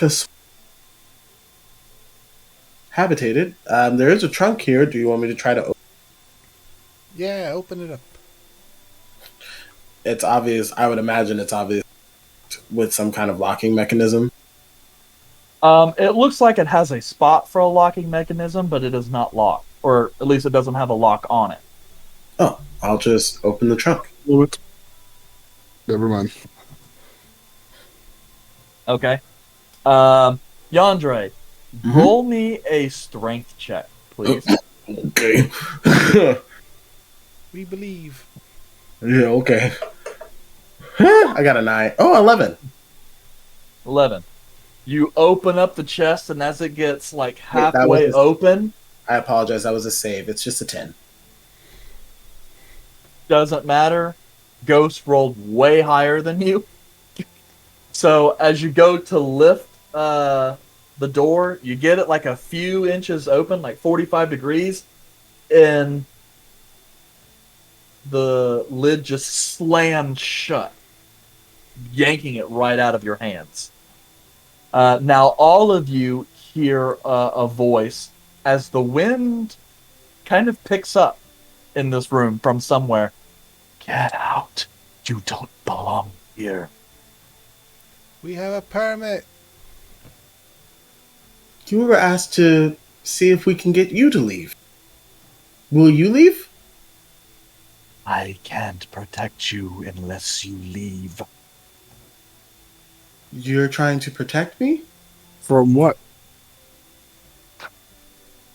Let's see here. Azal, since you are the next behind Yandre, as that question happens, you hear noise from the room behind you. And you kind of glance over as you can actually start seeing light come out from underneath the door. And you hear jingling as if from a baby's rattle or wind chimes or something, along with creaking wood. Let's sit in the room behind us. I will come back and ask you other questions later. Nice ghost, but there's a mean ghost that we have to take care of. The way. Thank you. And, you know, Wait, what killed you? We allowed to ask that? I don't know if we have time. Okay. What are you protecting us from? No answer. Kill him, get on the side of that door. We're about to bust it in. So the jingling, is that similar to the sound that I heard as we were leaving last night? Yes. So this would be the second ghost that I would assume, not the woman. Yep. Okay. It sounds like the other ghost, not the one that possessed you, is all the other one, child. Okay. So we need to pay attention to 2 ghosts, but possibly 3. But that one seemed nice. So do we go in the room, or are we waiting for it to come out? I mean, we can go in the room. Either way, it's... I reach for the handle. Okay. And You see Yonder just kind of put Lightbringer up and just like get ready. I jiggle it. You Jiggling let it it. unlocked. I Does make Kaelum see anything from the door, such as a magical trap coming from Detect Magic? You don't have the greatest sight, but even then, you don't sense any magic. I'll let her do what she's going to do. I make eye contact with Kelmac. I look over at Volred. What's Volred doing? Looking down the hall. Just vibing. How far down the hallway are you? Straight vibing. Basically, Volred is just inside this hallway from the room that has the staircase. Cool. So like 30 feet. 15 from you, Izal. And I turn the handle. I mean, because the whole house is only 35 feet deep. Cool. Is this a Not very push large. door or a pull door? It pushes inward. Gan door. It's a gan door. Turn this one. I turn the handle dear and establishment! shove it open. Okay. So you go shove it open. Roll me a strength check. Or I guess athletics if you've got that. Oh. The only downside is you're not raging. 15. You also have been blessed. That's a save, not a check. Oh, yeah, sorry. Okay. So you go and throw the door open. You sense the door suddenly try to rocket close. You just reach out there with that hand again. It's like, oh no, you don't. Um, and you manage to stop the door. It doesn't give much resistance. It's an open Um, door policy. It's like you look into this room. It's another 10 foot by 15 foot room, the same size as the other one. Um, there is a kind of like a single bed shoved up in the corner beneath two windows, similar to the other bedroom. Most of the rest of this room is filled with some boxed belongings, but some of the belongings appear unpacked. They include dolls, children's wooden toys, um, and then over in the corner, there's also like a small dollhouse. Simple.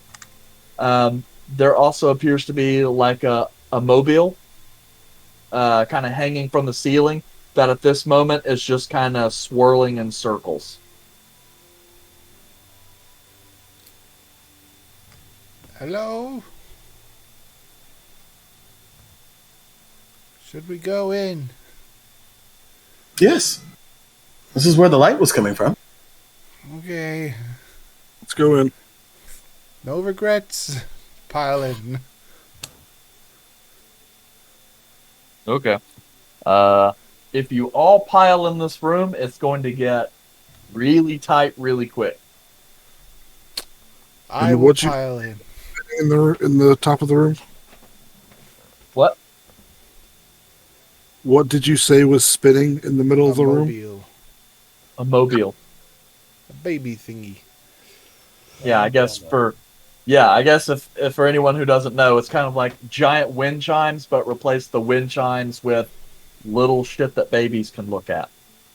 Usually hang them over cribs. So I would imagine Kelmec and his first, depending on how much is actually in there. Yandre would wait at the door. I don't know if Kaelum and Volred necessarily have to beat. But Kaelum would be just outside the door next to Yandre. and then if Volred wants to go in the room, Yandre would be behind because he knows two ghosts, technically three that are in the house and doesn't want to attack from behind without having somebody somewhat not tanky, but someone more earthy behind. There's nothing immediately attacking me, so I'm going to look around for any signs of struggle. Where's the light? Do we still see the light, or is it where the lights? Whatever light seemed to be in this room is gone. The only light coming in comes from the actual windows. Sorry, Izal, go ahead and do what you're in. I'm looking like under the bed. I'm looking under if there's boxes piled up. I'm looking for places where like wood's been pulled up or pried down or something. And while Izal's doing that, active map to see if I see any undead within 60 feet. Okay, you're still cutting out really bad, so I'm guessing you're doing your undead Eyes of the Grave thing. Yep, I'm gonna do Okay. the Eyes of the Grave. Okay. Like, I hope so, because that's all I could get from it. Okay, so let's see here, just double check.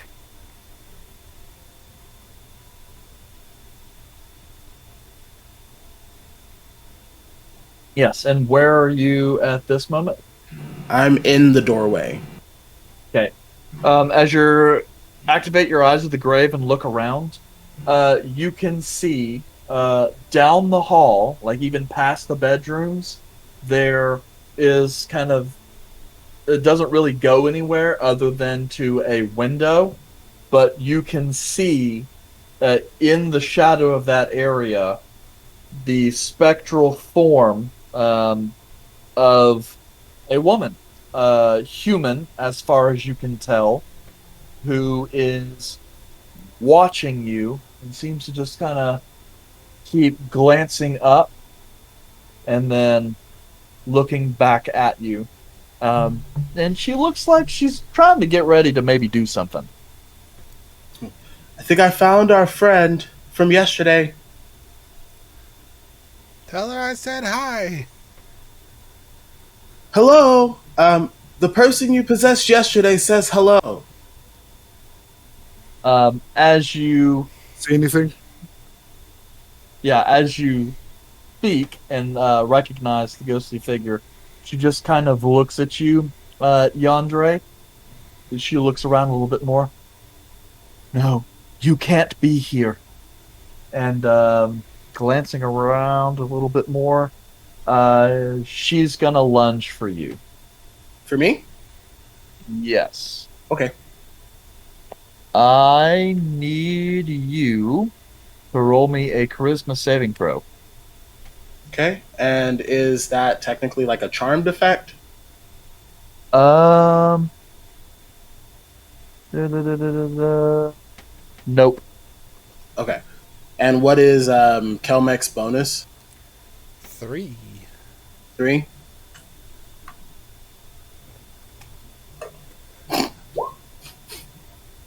I got an 11. Plus the D4? Or did you not add yourself to it? I didn't do myself. Oh. Just double checking. Blah blah blah blah blah. Okay. An 11 is a fail. So Yandre, the master of life and death, is currently possessed. Okay. And then Izal, you kind of can look back a little bit. Yandre just kind of glances over, like into the room that you're at. You see the kind of pale blue shimmer in the eyes, and then Yandre's odd Fey voice. You really shouldn't be here. Oh, that's different. And then we're going to, I guess, roll for initiative at this point.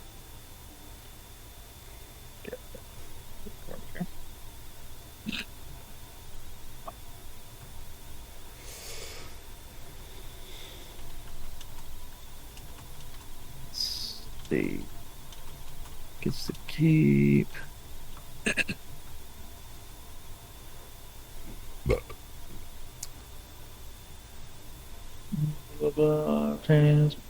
Okay, so it's going to use Yandre's stats.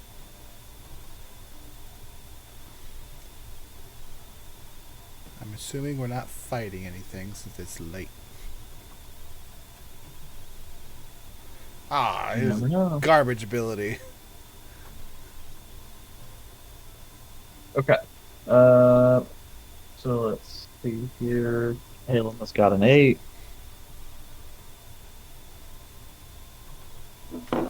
Full red's a 10.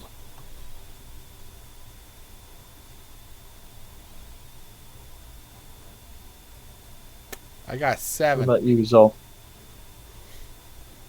I have advantage. Okay. Well, the possessed Yandre gets to go first by a pretty comfortable margin. So let's see here. From this point, so we got Yandre. Let's see, and then Azal is inside. Like, hell, he can go twice with how high he is up there.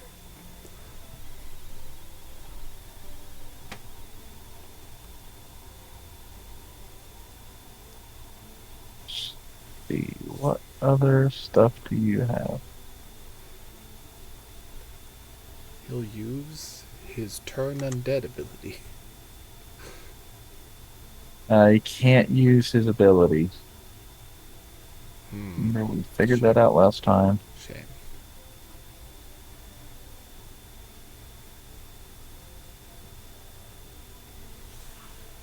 Knowledge class features for proficiencies. Okay, so we can still use racials, which is important. Okay, so you guys watch as Yandre's physical form suddenly turns to fairy dust, and Volred, you watch as immediately behind you, Yandre materializes again, and then goes, "You really shouldn't be here," and then starts running downstairs. Okay. Trip him. I'll just let him run. He's gonna F Okay. up his hand. So, what are the rest of you guys doing? I mean, I guess Volred's up first, and then Kaelum and Izal, which I guess makes sense because that's kind of the order that you guys are in shit.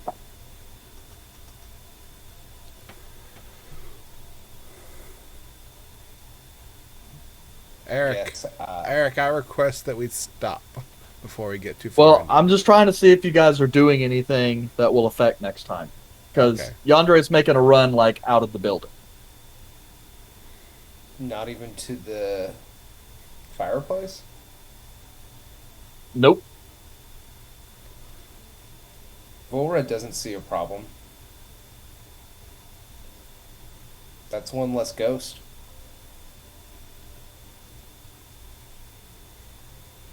Just let him run. Okay.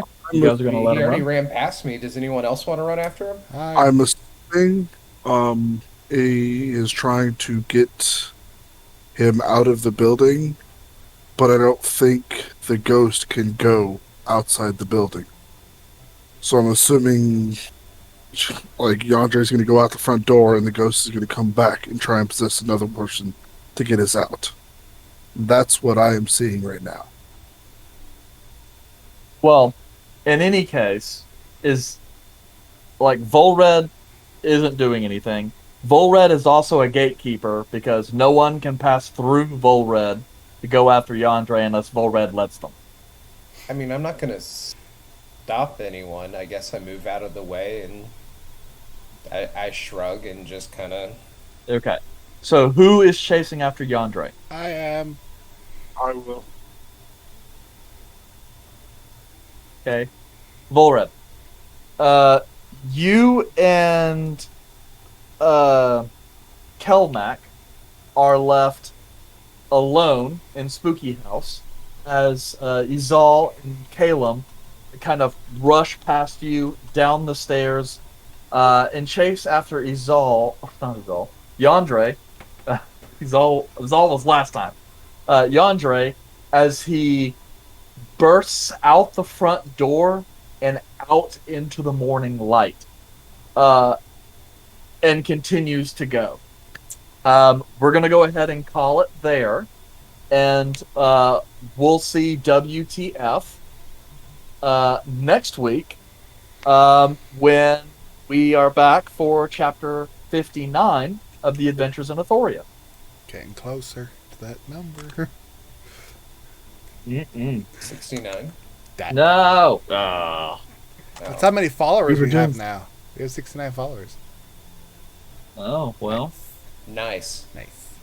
All right. Yep. There's no adjacent with Jace this week, as won't be back until the last Thursday of this month of October. So enjoy yourselves. See you all guys on Tuesday. That should only be a few days before Halloween, right? That's how calendars work. I'm just saying, I'm trying to give them something that's easier for them to remember. Spooky Halloween, the Jason with Jace episode. Who knows what'll happen? Ooh. See you next Okay, Tuesday, guys. everyone. Bye. Bye.